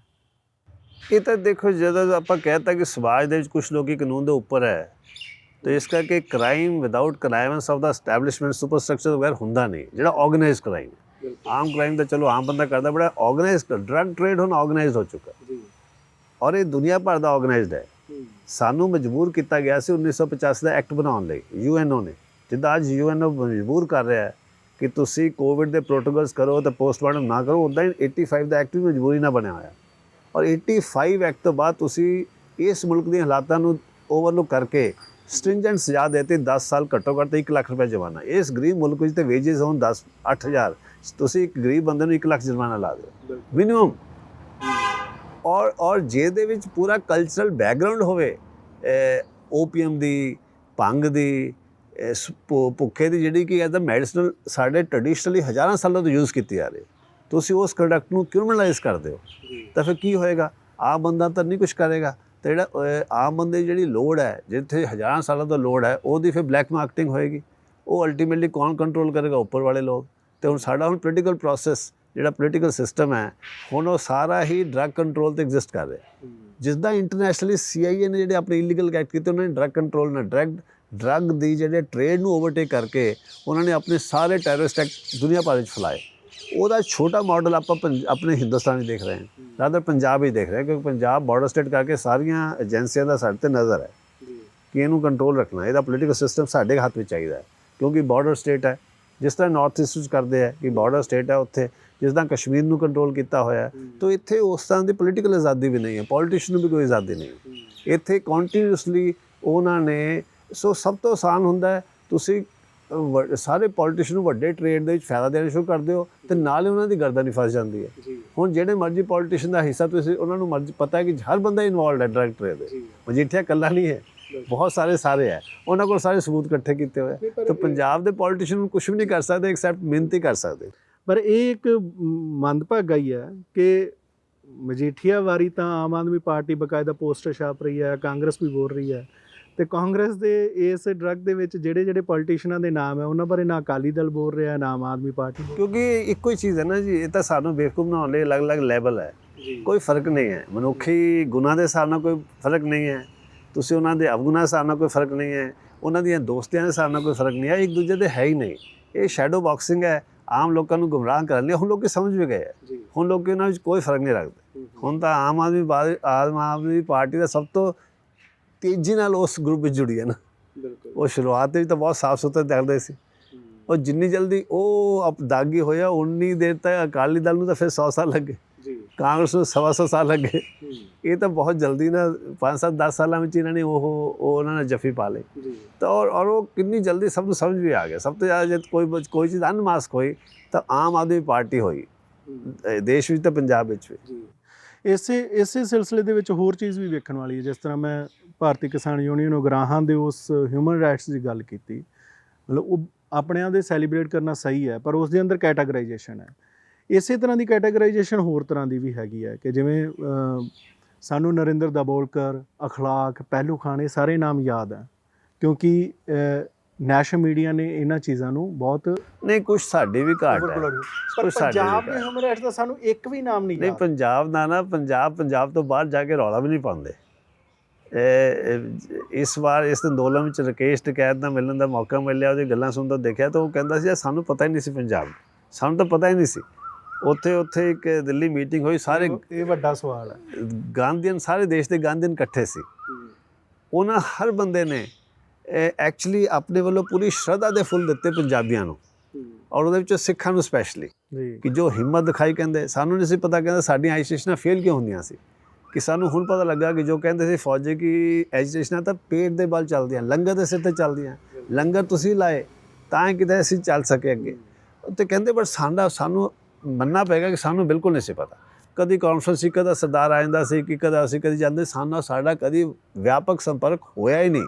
ਬਿਲਕੁਲ ਪਹਿਲੀ ਵਾਰੀ ਤੁਸੀਂ ਪੰਜਾਬ ਛੱਡ ਕੇ ਦਿੱਲੀ ਮੋਰਚਾ ਲਾਇਆ ਤਾਂ ਸਾਨੂੰ ਪਤਾ ਲੱਗਾ ਕਿ ਪੰਜਾਬੀ ਕੀ ਹੁੰਦੇ ਆ, ਸਿੱਖ ਕੀ ਹੁੰਦੇ ਆ, ਨਿਹੰਗ ਕੀ ਹੁੰਦੇ, ਤਾਂ ਲੰਗਰ ਕੀ ਹੁੰਦਾ ਤੇ ਹਿੰਮਤ ਕੀ ਹੁੰਦੀ ਹੈ, ਤੇ ਮਰਨ ਦੀ ਤਮੰਨਾ ਕੀ ਹੁੰਦੀ। ਤੇ ਉਹਨਾਂ ਦੇ ਵਿੱਚ ਵੀ ਸਮਝ ਆਈ ਪਹਿਲੀ ਵਾਰੀ। ਇਹ ਅਸੀਂ ਜੇ ਦੇਖਿਆ ਕਿ ਜਦੋਂ ਅਸੀਂ ਆਪਣੇ ਹਿਊਮਨ ਰਾਈਟਸ ਦੀ ਗੱਲ ਕੀਤੀ, ਸਿੱਖਾਂ ਦੀ ਜਿਹੜੀ ਡਾਕੂਮੈਂਟੇਸ਼ਨ ਐਬਿਲਿਟੀ ਬਾਕੀ ਕਮਿਊਨਿਟੀ ਨਾਲੋਂ ਘੱਟ ਹੈ ਜੀ। ਸਾਡੀ ਤੁਸੀਂ ਦੇਖਿਆ ਸੀ, ਤੁਸੀਂ ਪੰਜਾਬ ਵਿੱਚ ਦੇਖੋ ਸਭ ਤੋਂ ਜ਼ਿਆਦਾ ਫੇਕ ਇਨਕਾਊਂਟਰ ਤਾਂ ਹੋਏ ਗੁਰਦਾਸਪੁਰ, ਤਰਨਤਾਰਨ ਏਰੀਆ ਵਿੱਚ, ਸਭ ਤੋਂ ਘੱਟ ਹੋਏ ਹੁਸ਼ਿਆਰਪੁਰ ਦੁਆਬੇ ਦੇ ਵਿੱਚ, ਸਭ ਤੋਂ ਜ਼ਿਆਦਾ ਦਰਖਾਸਤਾਂ ਰਿਟ ਪਟੀਸ਼ਨਾਂ ਇੱਧਰੋਂ ਹੋਈਆਂ ਹੁਸ਼ਿਆਰਪੁਰ ਦੁਆਬੇ 'ਚ। ਉੱਧਰ ਤਾਂ ਲੋਕ ਮਰ ਗਏ, ਲੜ ਗਏ, ਮਗਰ ਦਰਖਾਸਤ ਨਹੀਂ ਲਿਖੀ ਉਹਨਾਂ ਨੇ। ਸੋ ਜਿਹੜੀ ਸਾਡਾ ਟ੍ਰੈਡੀਸ਼ਨ ਹੈ ਨਾ ਕਿ ਅਸੀਂ ਲਿਖਣ ਦਾ ਜਾਂ ਡਾਕੂਮੈਂਟੇਸ਼ਨ ਦਾ ਬਹੁਤ ਘੱਟ ਹੈ। ਇੱਥੇ ਟਰਸਟ ਆਪਾਂ ਬਦਲਾ ਲੈ ਲੈਂਦੇ ਹਾਂ, ਮਗਰ ਉਹ ਦਰਖਾਸਤ ਦੀ ਨਾ ਜਾਂ ਦਾ ਸਾਨੂੰ ਯਕੀਨ ਨਹੀਂ ਹੈ। ਬਟ ਸਾਡਾ ਟ੍ਰੈਡੀਸ਼ਨ ਹੀ ਨਹੀਂ ਹੈ ਕਿ ਸਰਕਾਰ ਨੂੰ ਦਰਖਾਸਤ ਦੇ, ਆਪ ਹੀ ਆਪਣੇ ਹੱਥ ਨਾਲ ਹੀ ਜਾ ਕੇ ਬਦਲਾ ਲੈਣ ਦੀ ਟ੍ਰੈਡੀਸ਼ਨ ਉੱਧਰ ਬਹੁਤ ਜ਼ਿਆਦਾ ਹੈਗਾ। ਸੋ ਜਿੰਨੀ ਡਾਕੂਮੈਂਟੇਸ਼ਨ ਹੋਏਗੀ ਤਾਂ ਹੀ ਦੁਨੀਆ ਨੂੰ ਪਤਾ ਲੱਗੇਗਾ। ਸੋ ਪੰਜਾਬ ਵਿੱਚ ਤਾਂ ਡਾਕੂਮੈਂਟੇਸ਼ਨ ਵੀ ਬਾਹਰਲੇ ਲੋਕਾਂ ਨੇ ਆਈ ਕੀਤੀ। ਰਾਮ ਨਾਰਾਇਣ ਕੁਮਾਰ ਦੀ ਪਹਿਲੀ ਡਾਕੂਮੈਂਟੇਸ਼ਨ, ਬਿਲਕੁਲ, ਔਰ ਉਹ ਕਿੱਥੋਂ ਦਾ ਸੀ, ਆਂਧਰਾ ਪ੍ਰਦੇਸ਼ ਦਾ, ਕਿੱਥੋਂ ਉੱਠ ਕੇ ਆਇਆ ਪੰਜਾਬ ਦਾ ਦੁੱਖ ਸਮਝਣ ਲਈ, ਤੇ 2700 ਕੇਸਾਂ ਵਿੱਚ 2700 ਪਰਿਵਾਰਾਂ ਦੀ ਕਹਾਣੀ ਸੁਣ ਕੇ ਉਹਨੇ ਡਾਕੂਮੈਂਟ ਕੀਤਾ। ਹਲੇ ਵੀ ਜਿਹੜੀ ਉਸ ਤੋਂ ਬਾਅਦ ਸਤਨਾਮ ਸਿੰਘ ਬੈਂਸ ਨੇ ਡਾਕੂਮੈਂਟੇਸ਼ਨ ਦੱਸੀ ਹੈ, 6000 ਕੇਸ ਨਵੇਂ ਕੇਸ ਲੱਭੇ ਹੈ, ਉਹ ਕਿੱਥੋਂ ਆਏ? ਇੰਗਲੈਂਡ ਤੋਂ ਆਇਆ। ਉਸ ਤੋਂ ਪਹਿਲਾਂ ਇਨਸਾਫ ਦੇ ਕਿੱਥੋਂ ਆਏ? ਉਹ ਵਿਚਾਰੇ ਅਮਰੀਕਾ ਤੋਂ ਆਏ। 5300 ਕੇਸ ਉਹਨੇ ਨਵੇਂ ਲੱਭੇ। ਤਾਂ ਤੁਸੀਂ ਸੋਚ ਸਕਦੇ ਹੋ ਕਿ ਜਿਹੜੀ ਅਥੈਂਟਿਕ ਪੰਜਾਬ ਦੀ ਆਪਣੀ ਡਾਕੂਮੈਂਟੇਸ਼ਨ, ਜਾਂ ਪੰਜਾਬ ਦੇ ਵਕੀਲਾਂ ਦੀ ਡਾਕੂਮੈਂਟੇਸ਼ਨ, ਦਾ ਪੰਜਾਬ ਦੇ ਜਰਨਲਿਸਟ ਦੀ ਡਾਕੂਮੈਂਟੇਸ਼ਨ, ਸਿਵਾਏ ਲੀਗਲ ਕੇਸਾਂ ਦੀ ਡਾਕੂਮੈਂਟੇਸ਼ਨ ਹੀ ਹੈ, ਜਾਂ ਅਖਬਾਰਾਂ ਵਿੱਚ ਇਸ਼ਤਿਹਾਰਾਂ ਦੀ ਭੋਗਾਂ ਦੀ, ਉਸ ਤੋਂ ਇਲਾਵਾ ਅਸੀਂ ਨਹੀਂ ਕੀਤੀ। ਇੱਕ ਜਸਵੰਤ ਸਿੰਘ ਖਾਲੜਾ ਜੀ ਨੇ ਲੱਭੇ ਸੀ 295 ਕੇਸ, ਤਾਂ ਉਹ ਹੈ, ਬਟ ਉਹ ਬਹੁਤ ਜਲਦੀ ਉਹ ਉਸ ਤੋਂ ਆਪ ਹੀ ਉਹਨਾਂ ਨੂੰ ਵਿਕਟਿਮ ਬਣ ਗਏ। ਤੇ ਇਸ ਕਰਕੇ ਉਹਦੇ ਕਰਕੇ ਜਿਹੜੀ ਸਾਡੀ ਸਟੋਰੀ ਜਾਂ ਪੰਜਾਬ ਦਾ ਸਟੋਰੀ ਬਾਹਰ ਦੇ ਨੂੰ ਬਹੁਤ ਘੱਟ ਪਤਾ ਲੱਗ ਸਕੀ। ਪਰ ਉਸ ਸਟੋਰੀ ਦੀ ਇੱਕ ਹੋਰ ਕੈਟਾਗਰੀ ਮੈਂ ਦੇਖ ਰਿਹਾ, ਮਤਲਬ ਉਦਾਹਰਣ ਇਹ ਵੀ ਇੱਕ ਮੈਨੂੰ ਲੱਗਦਾ ਜ਼ਰੂਰੀ ਹੈ ਕਿ ਪਟਿਆਲਾ ਬੰਬ ਬਲਾਸਟ ਤੋਂ ਬਹੁਤ ਦੇਰ ਬਾਅਦ ਆ ਕੇ ਮੌੜ ਬਲਾਸਟ ਹੋਇਆ। ਉਸ ਦੇ ਨੇੜੇ ਤੇੜੇ ਤਾਂ ਪੰਜਾਬ ਦੇ ਅੰਦਰ ਕੋਈ ਇਸ ਤਰ੍ਹਾਂ ਦੀ ਘਟਨਾ ਨਹੀਂ ਹੋਈ। ਸੋ ਅਸੀਂ ਕਹਿ ਸਕਦੇ ਹਾਂ ਕਿ ਓਡੀ ਘਟਨਾ ਨਹੀਂ ਹੁੰਦੀ ਜਿੰਨਾ ਰਿਐਕਸ਼ਨ ਹੁੰਦਾ ਆ। ਪਰ ਮੌੜ ਬਲਾਸਟ ਨੂੰ ਲੈ ਕੇ ਦੇਖ ਰਹੇ ਸੀ ਕਿ ਜੋ ਸ਼ੁਰੂਆਤ ਦੇ ਵਿੱਚ ਕਿਸੇ ਖਾਲਿਸਤਾਨੀ ਐਂਗਲ ਦਾ ਨਾਮ ਆਇਆ, ਅਤੇ ਸਾਰੇ ਮੋਮਬੱਤੀਆਂ ਲੈ ਕੇ ਵੀ ਆ ਗਏ, ਸਾਰਿਆਂ ਨੂੰ ਮਨੁੱਖੀ ਅਧਿਕਾਰ ਵੀ ਯਾਦ ਆ ਗਏ। ਜਿਸ ਦਿਨ ਮਤਲਬ ਉਹ ਥਿਊਰੀ ਫੇਲ ਹੋਈ ਕਿ ਇਸ ਦੇ ਵਿੱਚ ਖਾਲਿਸਤਾਨੀ ਕਿਸੇ ਐਂਗਲ ਦਾ ਹੱਥ ਨਹੀਂ ਹੈ, ਅਤੇ ਇਸ ਦੇ ਅੰਦਰ ਕੁਝ ਹੋਰ ਫੋਰਸਾਂ ਨੇ, ਉਸ ਤੋਂ ਬਾਅਦ ਕੋਈ ਮੋਮਬੱਤੀਆਂ ਵੀ ਨਹੀਂ ਯਾਦ ਆਈਆਂ। ਫਿਰ ਉਹ ਜਿਹੜੇ 7 ਜਾਨਾਂ ਚਲੇ ਗਈਆਂ, ਉਹ ਫਿਰ ਸਾਡੇ ਲਈ ਜਾਨਾਂ ਵੀ ਨਹੀਂ ਰਹੀਆਂ। ਕੀ ਅਸੀਂ ਇਸ ਤਰ੍ਹਾਂ ਦੀ ਹੁਣ ਰੰਗ ਰੂਪ ਵਿਚਾਰਧਾਰਾ ਵੇਖ ਕੇ ਸਾਡੇ ਹਿਊਮਨ ਰਾਈਟਸ ਉਜਾਗਰ ਹੁੰਦੇ? ਨਹੀਂ, ਦੇਖੋ ਸਾਨੂੰ ਆਪ ਮੰਦਭਾਗਾ ਤੇ ਹੈ ਹੀ ਹੈ ਨਾ ਇਹ। ਪੋਲੀਟੀਕਲੀ ਜਿਹੜਾ ਅਲਰਟ ਕੌਮ ਹੈ ਜਾਂ ਪੋਲੀਟੀਕਲੀ ਜਿਹੜੀ ਵਿਜ਼ਡਮ ਹੈ ਉਹ ਤੁਹਾਨੂੰ ਜਿਹੜੇ ਤੁਹਾਡੇ ਲਈ ਜਿਹੜੇ ਉਹ ਨਾ ਮਾਈਂਡਸ ਵਸਾਈਆਂ ਹੈ ਤੁਹਾਨੂੰ ਦਿਖਣੀਆਂ ਚਾਹੀਦੀਆਂ ਜੀ ਠੀਕ ਹੈ ਨਾ। ਜੇ ਤੁਸੀਂ ਨਹੀਂ ਗਏ ਤਾਂ ਆਪਣੇ ਬਾਰ-ਬਾਰ ਤੁਸੀਂ ਉਸ ਦੇ ਵਿੱਚ ਦਲਦਲ ਵਿੱਚ ਫਸੋਗੇ ਜਾਂ ਮਾਈਂਡ ਵੀ ਥੋੜਾ ਪੈਰ ਚੱਲ ਜਾਏਗਾ ਤਾਂ ਤੁਹਾਡਾ ਨੁਕਸਾਨ ਹੋਏਗਾ। ਸੋ ਜਿਹੜੀ ਹੁਣ ਪੰਜਾਬ ਨੂੰ ਸਪੈਸ਼ਲ ਸਟੇਟ ਹੀ ਸਮਝਿਆ ਗਿਆ ਹੈ। ਬਿਲਕੁਲ special state by virtue of culture ਕਹਿ ਲਓ, ਧਰਮ ਕਹਿ ਲਓ, ਬਾਰਡਰ ਸਟੇਟ ਕਹਿ ਲਓ, ਸਾਡਾ ਅੱਧਾ ਹਿੱਸਾ ਪਾਕਿਸਤਾਨ ਵਿੱਚ ਕਹਿ ਲਓ ਜਾਂ ਜੋ ਮਰਜ਼ੀ ਕਹਿ ਲਓ, ਪੰਜਾਬ ਹੈ ਤਾਂ ਹਿੰਦੁਸਤਾਨ ਲਈ ਇੱਕ ਸਪੈਸ਼ਲ ਸਟੇਟ ਹੀ। ਬਿਲਕੁਲ ਫਿਰ ਸਾਡੇ ਐਸਪੀਰੇਸ਼ਨ ਵੀ ਅਲੱਗ ਹੈ ਜੀ। ਉਹ ਫਿਰ ਸਾਡੀ ਇਕਨੋਮੀ ਬੜੀ ਜੁੜੀ ਹੋਈ ਹੈ ਕਿ ਰੈਸਟ ਆਫ ਇੰਡੀਆ ਨਾਲ ਉਹਨਾਂ ਦੀ ਪੋਲਿਟਿਕਸ ਜੇ ਐਂਟੀ ਪਾਕਿਸਤਾਨ ਹੈ ਤਾਂ ਸਾਡੀ ਜਿਹੜੀ ਇਕਨੋਮਿਕ ਹਾਲਤ ਹੈ ਉਹ ਕੋਆਪਰੇਸ਼ਨ ਨਾਲ ਹੈ। ਬਾਰਡਰ ਖੁੱਲ੍ਹੇਗਾ ਤਾਂ ਸਾਡਾ ਵਪਾਰ ਵਧੇਗਾ ਜੀ। ਬਾਰਡਰ ਖੁੱਲ੍ਹੇਗਾ ਤਾਂ ਜਿਹੜੀ ਹੁਣ ਨਵੀਂ ਚਾਈਨਾ ਨੇ ਰੋਡ ਬਣਾਈ ਹੈ ਉਹ ਜੇ ਖੁੱਲ੍ਹਦਾ ਹੈ ਔਰ ਪੰਜਾਬ ਦਾ ਟਰੱਕ ਡਰਾਈਵਰ ਜਾਂ ਪੰਜਾਬ ਦੇ ਲੋਕ ਆਪਣੇ ਅਨਾਜ ਲੈ ਕੇ ਜਾਂ ਸਬਜ਼ੀਆਂ ਲੈ ਕੇ ਇਹ ਬਾਰਡਰ ਕ੍ਰਾਸ ਕਰਤਾ, ਅੱਗੇ ਸਿਰਫ ਰੇਗਿਸਤਾਨ ਹੈ, ਉਹਨਾਂ ਦੀ 10 ਗੁਣਾ ਕੀਮਤ ਵੱਧ ਜਾਂਦੀ ਹੈ। ਯੂਰਪ ਤੱਕ ਅਸੀਂ 2 ਦਿਨਾਂ ਵਿੱਚ ਪਹੁੰਚ ਸਕਦੇ ਹਾਂ। ਇਹ ਸਾਡਾ ਇੱਕ ਸੁਭਾਅ ਵੀ ਹੈ ਟਰੈਵਲ ਕਰਨਾ, ਸਾਡਾ ਜਿਹੜਾ ਐਡਵੈਂਚਰ ਸਪਿਰਿਟ ਵੀ ਹੈਗੀ ਹੈ। ਫਿਰ ਸਾਡੀ ਜਿਹੜੀ ਸਾਰੀ ਐਗਰੀਕਲਚਰ ਪ੍ਰੋਡਿਊਸ ਹੈ ਉਹਦੀ ਜਿਹੜੀ ਕੀਮਤ ਸਭ ਤੋਂ ਜ਼ਿਆਦਾ ਪੈਣੀ ਹੈ ਇੱਥੇ ਹੈ ਹੀ ਨਹੀਂ। ਪਾਕਿਸਤਾਨ ਤੋਂ ਵੀ ਤਾਂ ਬਹੁਤ ਥੋੜ੍ਹੇ ਨਾਲ ਤਾਂ ਡੈਜ਼ਰਟ ਸ਼ੁਰੂ ਹੋ ਜਾਂਦਾ, ਈਰਾਨ, ਇਰਾਕ, ਅਫਗਾਨਿਸਤਾਨ ਸਭ ਜਗ੍ਹਾ ਸਾਡੀ ਜਿਹੜੀ ਐਗਰੀਕਲਚਰ ਦੀ ਬਹੁਤ ਵੱਡੀ ਕੀਮਤ ਪੈ ਸਕਦੀ ਜੀ। ਮਗਰ ਹੁਣ ਜਿਹੜਾ ਸਾਡੀ ਨੈਸ਼ਨਲ ਪੋਲਿਟਿਕਸ ਹੈ ਇਹ ਪਾਕਿਸਤਾਨ ਦੀ ਨਫ਼ਰਤ 'ਤੇ ਖੜੀ ਹੈ ਤਾਂ ਉਹਨਾਂ ਨੇ ਖੋਲ੍ਹਣ ਨਹੀਂ ਦੇਣਾ। ਹੁਣ ਦੇਖੋ ਕਿੱਦਾਂ ਨੈਚੁਰਲ ਕੌਨਫਲਿਕਟ ਹੋ ਗਿਆ ਸਾਡੀ ਜੋਗ੍ਰਾਫੀਕਲ ਸਿਚੁਏਸ਼ਨ ਕਰਕੇ। ਸੋ ਹੁਣ ਜਾਂ ਤਾਂ ਮੈਚੋਰਿਟੀ ਆਵੇ ਜਾਂ ਤਾਂ ਉੱਥੇ ਐਸਾ ਪ੍ਰੇਮ ਜਾਗੇ ਦੋਨੋਂ ਮੁਲਕਾਂ ਵਿੱਚ ਤਾਂ ਸਮਝ ਆਉਂਦਾ ਹੈ। ਮਗਰ ਜਿਸ ਤਰ੍ਹਾਂ ਦੀ ਨੈਸ਼ਨਲ ਪੋਲਿਟਿਕਸ ਪਾਕਿਸਤਾਨ ਦੀ ਔਰ ਹਿੰਦੁਸਤਾਨ ਦੀ ਅੜ ਗਈ ਹੈ ਉਹਦੇ 'ਚ ਅਸੀਂ ਅਨਕੌਂਸ਼ੀਅਸਲੀ ਵਿਕਟਮ ਹੀ ਬਣੀ ਜਾ ਰਹੇ ਔਰ ਸਾਰੇ ਦੇਸ਼ ਨੂੰ ਇਹ ਪਤਾ ਨਹੀਂ ਲੱਗ ਰਿਹਾ ਕਿ ਤੁਸੀਂ ਜਿਹਨੂੰ ਖਾਲਿਸਤਾਨ ਕਹਿ ਰਹੇ ਹੋ ਉਹ ਤਾਂ ਤੁਹਾਡੀ ਪ੍ਰੋਟੈਕਟਿਵ ਸ਼ੀਲਡ ਹੈ ਜੀ। ਖਾਲਿਸਤਾਨ ਤਾਂ ਸ਼ਬਦ ਚਲੋ ਇਹਨਾਂ ਨੇ ਬਹੁਤ ਸੋਹਣਾ ਮਿਸਯੂਜ਼ ਕੀਤਾ, ਅਬਿਊਜ਼ ਕੀਤਾ, ਅਸੀਂ ਉਹਦੇ ਟਰੈਪ ਵਿੱਚ ਆਉਂਦੇ ਗਏ। ਹੁਣ ਸਾਡਾ ਕੋਰ ਬਿਲੀਫ ਹੈ ਪਿਓਰ ਦਾ ਰੂਲ। ਮੈਂ ਤਾਂ ਮਤਲਬ ਕਿ ਬਾਬਾ ਧਰਮ ਸਿੰਘ ਨੇ ਸਮਝਾਇਆ ਤਾਂ ਸੀ ਕਿ ਰਾਮ ਰਾਜ ਔਰ ਖਾਲਿਸਤਾਨ ਵਿੱਚ ਫਰਕ ਹੀ ਕੋਈ ਨਹੀਂ ਜੀ, ਇੱਕੋ ਹੀ ਚੀਜ਼ ਹੈ, ਐਸਪੀਰੇਸ਼ਨ ਸੇਮ ਹੈ। ਚੰਗੇ ਬੰਦਿਆਂ ਦਾ ਰੂਲ ਹੋਏ, ਸਾਫ ਸੁਥਰੇ ਬੰਦਿਆਂ ਦਾ ਰੂਲ ਹੋਏ, ਧਾਰਮਿਕ ਬੰਦਿਆਂ ਦਾ ਰੂਲ ਹੋਏ, ਉੱਚ ਅਵਸਥਾ ਦੇ ਲੋਕਾਂ ਦਾ ਰੂਲ ਹੋਏ। ਇਹਨੂੰ ਤੁਸੀਂ ਖਾਲਿਸਤਾਨ ਕਹਿ ਲਓ, ਇਹਨੂੰ ਰਾਮ ਰਾਜ ਕਹਿ ਲਓ, ਜੋ ਮਰਜ਼ੀ ਕਹਿ ਲਓ, ਬਟ ਇਹ ਐਸਪੀਰੇਸ਼ਨ ਹਮੇਸ਼ਾ ਤੋਂ ਹਿਊਮਨ ਵਿੱਚ ਰਿਹਾ ਹੈ ਕਿ ਜਿਹੜੀ ਅਲਟੀਮੇਟਲੀ ਜੇ ਤੁਸੀਂ ਚਾਹੁੰਦੇ ਕਿ ਰਾਜਾ ਚੰਗਾ ਸੰਤ ਬਣੇ ਤਾਂ ਪਲੇਟੋ ਦੇ ਟਾਈਮ ਤੇ ਲੋਕ ਕਹਿ ਰਹੇ ਕਿ ਫਿਲਾਸਫਰ ਜਦ ਤੱਕ ਕਿੰਗ ਨਹੀਂ ਬਣਦਾ, ਕਿੰਗ ਜਦ ਤੱਕ ਫਿਲਾਸਫਰ ਨਹੀਂ ਬਣਦਾ ਉਦ ਤੱਕ ਰਾਜ ਠੀਕ ਨਹੀਂ ਰਹਿ ਸਕਦਾ। ਤਾਂ ਸੋ ਹੀ ਸਾਡੀ ਪ੍ਰੋਬਲਮ ਹੈ ਕਿ ਮੀਰੀ ਪੀਰੀ ਦਾ ਮੇਲ ਕਰਕੇ ਜਦ ਤੱਕ ਸੰਤ ਨਹੀਂ ਰਾਜਾ ਬਣਦਾ ਉਦ ਤੱਕ ਰਾਜ ਇਹਨੇ ਚੰਗਾ ਕੰਮ ਕਰਨਾ ਹੀ ਨਹੀਂ ਜੀ। ਮਗਰ ਇਹ ਕਿੱਡਾ ਵੱਡਾ ਚੈਲੰਜ ਹੈ ਸਾਡੇ ਲਈ ਵੀ, ਦੇਸ਼ ਲਈ ਵੀ, ਸਭ ਲਈ। ਔਰ ਕਿਉਂਕਿ ਅਸੀਂ ਅਲੱਗ ਹੈ ਇਸ ਕਰਕੇ ਹਿੰਦੁਸਤਾਨ ਲਈ ਅਸੀਂ ਪ੍ਰੋਬਲਮ ਹੈ, ਸਾਡੇ ਲਈ ਹਿੰਦੁਸਤਾਨ ਪ੍ਰੋਬਲਮ ਬਣਿਆ ਹੈ। ਮਗਰ ਇਹ ਹੁਣ ਤੁਸੀਂ ਦੇਖ ਸਕਦੇ ਕਿ ਜਦੋਂ ਥੋੜ੍ਹੀ ਜਿਹੀ ਕਿਸਾਨ ਅੰਦੋਲਨ ਦੇ ਵਿੱਚ ਬੜਾ ਅਲੱਗ ਸਿਨੈਰੀਓ ਹੋ ਗਿਆ ਜੀ। ਇਹ ਬਿਲਕੁਲ ਫਰੀडम ਸਟਰਗਲ ਵਾਲਾ ਇਮੋਸ਼ਨ ਆਈ ਹੈ। ਹਰ ਬੰਦਾ ਹੈਲਪ ਕਰਨਾ ਚਾਹੁੰਦਾ ਪੰਜਾਬ ਹੈਲਪ ਕਰਨਾ ਚਾਹੁੰਦਾ ਰੈਸਟ ਆਫ ਇੰਡੀਆ ਨੂੰ। ਬਿਲਕੁਲ ਠੀਕ ਹੈ ਨਾ। ਅਤੇ ਉਹਨਾਂ ਨੂੰ ਲੱਗਦੀ ਹੈ ਕਿ ਸਾਨੂੰ ਲੀਡਰਸ਼ਿਪ ਮਿਲੀ ਹੈ ਜੀ। ਬਿਲਕੁਲ ਉਹੋ ਜਿਹੀ ਲੀਡਰਸ਼ਿਪ ਕਦੀ ਅੰਬੇਦਕਰ ਕਹਿੰਦਾ ਹੁੰਦਾ ਸੀ ਕਿ ਕਾਂਸ਼ੀਰਾਮ ਜੀ ਵੀ ਇਹ ਕਹਿੰਦੇ ਰਹੇ, ਉਹ ਮੇਰੇ ਪਿਤਾ ਜੀ ਨੂੰ ਬੜੇ ਮਿਲੇ, ਕਹਿੰਦੇ ਸਾਨੂੰ ਤਾਂ ਇੰਨੇ ਸਰਦੀਆਂ ਤੋਂ ਕੁਚਲਿਆ ਕਿ ਸਾਡੀ ਵਿੱਚ ਹਿੰਮਤ ਔਖੀ ਹੈ, ਤੁਹਾਡੇ 'ਚ ਹਿੰਮਤ ਗੁਰੂ ਸਾਹਿਬ ਨੇ ਪਾਈ ਹੋ ਹੈ, ਤੁਸੀਂ ਸਾਡੇ ਲੀਡਰ ਕਿਉਂ ਨਹੀਂ ਬਣਦੇ, ਤੁਸੀਂ ਸਾਨੂੰ ਆਉਣ ਕਿਉਂ ਨਹੀਂ ਦਿੰਦੇ। ਪਰ ਫਿਰ ਸਾਡੇ ਬਾਅਦ ਉਹ ਜਾਤੀਵਾਦ ਨੇ ਫਿਰ ਉਹੀ, ਤੁਸੀਂ ਇਹਨੂੰ ਬ੍ਰਾਹਮਣਵਾਦ ਕਹਿ ਦਿਓ, ਤੁਸੀਂ ਇਹਨੂੰ ਜਾਤੀਵਾਦ ਕਹਿ ਦਿਓ, ਤੁਸੀਂ ਉਹ ਡਿਵਾਈਡ ਕਰਨਾ ਕਹਿ ਲਓ ਸਮਾਜ ਨੂੰ ਛੋਟੇ ਉਹ ਚੀਜ਼ ਸਾਡੇ 'ਚ ਹੈ ਤਾਂ ਹੈ। ਤਾਂ ਉਸ ਕਰਕੇ ਇੱਕ ਵੱਡਾ ਜਿਹੜਾ ਇਨਕਲਾਬ ਅੱਗ ਫੈਲਣੀ ਸੀ ਪੂਰੇ ਹਿੰਦੁਸਤਾਨ ਵਿੱਚ, ਭਾਂਪੜ ਵੱਜਣੇ ਸੀ ਬੁੱਲ੍ਹੇ ਸ਼ਾਹ ਦੇ, ਉਹ ਭਾਂਪੜ ਨਹੀਂ ਬਣ ਸਕੇ ਜੀ। ਉਹ ਅੱਗ ਨੇ ਖ਼ਤਮ ਕਰਨਾ ਸੀ ਜਿਹਨੂੰ ਆਪਾਂ ਕਹਿੰਦੇ ਬ੍ਰਾਹਮਣਿਕਲ ਸਿਸਟਮ, ਕਾਸਟ ਸਿਸਟਮ, ਓਪਰੈਸਿਵ ਸਿਸਟਮ ਜੀ। ਉਹਨੇ ਖ਼ਤਮ ਕਰਨਾ ਸੀ, ਉਹਨੇ ਆਜ਼ਾਦ ਕਰਾਉਣਾ ਸੀ ਹਿੰਦੁਸਤਾਨ ਨੂੰ। ਹੁਣ ਮੈਂ ਸਮਝਦਾ ਕਿ ਪੰਜਾਬ ਵਿੱਚ ਤਾਂ ਆਜ਼ਾਦੀ ਲਿਆਈ, ਹਿੰਦੁਸਤਾਨ ਹਾਲੇ ਗੁਲਾਮ ਹੈ। ਉਹ ਗੁਲਾਮੀ ਦੀ ਆਜ਼ਾਦੀ ਹਿੰਦੁਸਤਾਨ ਨੇ ਲਿਬਰੇਟ ਹਾਲੇ ਹੋਣਾ। ਅਸੀਂ ਮਾੜੇ ਮੋਟੇ ਸਾਨੂੰ ਤਾਂ ਗੁਰੂ ਕਰ ਗਏ, ਸਾਡੇ ਤਾਂ ਮਾੜੀ ਮੋਟੀ ਪਾ ਗਏ ਫੂਕ ਲੜ ਕੇ ਮਰਨ ਦੀ, ਅਸੀਂ ਤਾਂ ਤਿਆਰ ਹੈ। ਅਸੀਂ ਤਾਂ ਮਨੁੱਖੀ ਅਧਿਕਾਰਾਂ ਲਈ ਮਰਨ ਦਾ ਇੱਕ ਟ੍ਰੈਡੀਸ਼ਨ ਗੁਰੂ ਸਾਹਿਬ ਨੇ ਐਡਾ ਵੱਡਾ ਦੇ ਦਿੱਤਾ ਹੈ। ਗੁਰੂ ਤੇਗ ਬਹਾਦਰ ਨੇ ਐਡਾ ਵੱਡਾ ਟ੍ਰੈਡੀਸ਼ਨ ਦੇ ਦਿੱਤਾ ਕਿ ਅਸੀਂ ਕਿਸੇ ਨੂੰ ਕਨਵਰਟ ਨਹੀਂ ਕਰਨਾ, ਅਸੀਂ ਉਹਦੇ ਹੱਕਾਂ ਲਈ ਮਰਨਾ ਹੈ। ਬਿਲਕੁਲ ਆਪਣੇ ਹੱਕ ਤਾਂ ਸਾਨੂੰ ਆਉਂਦੇ ਹੀ ਹੈ।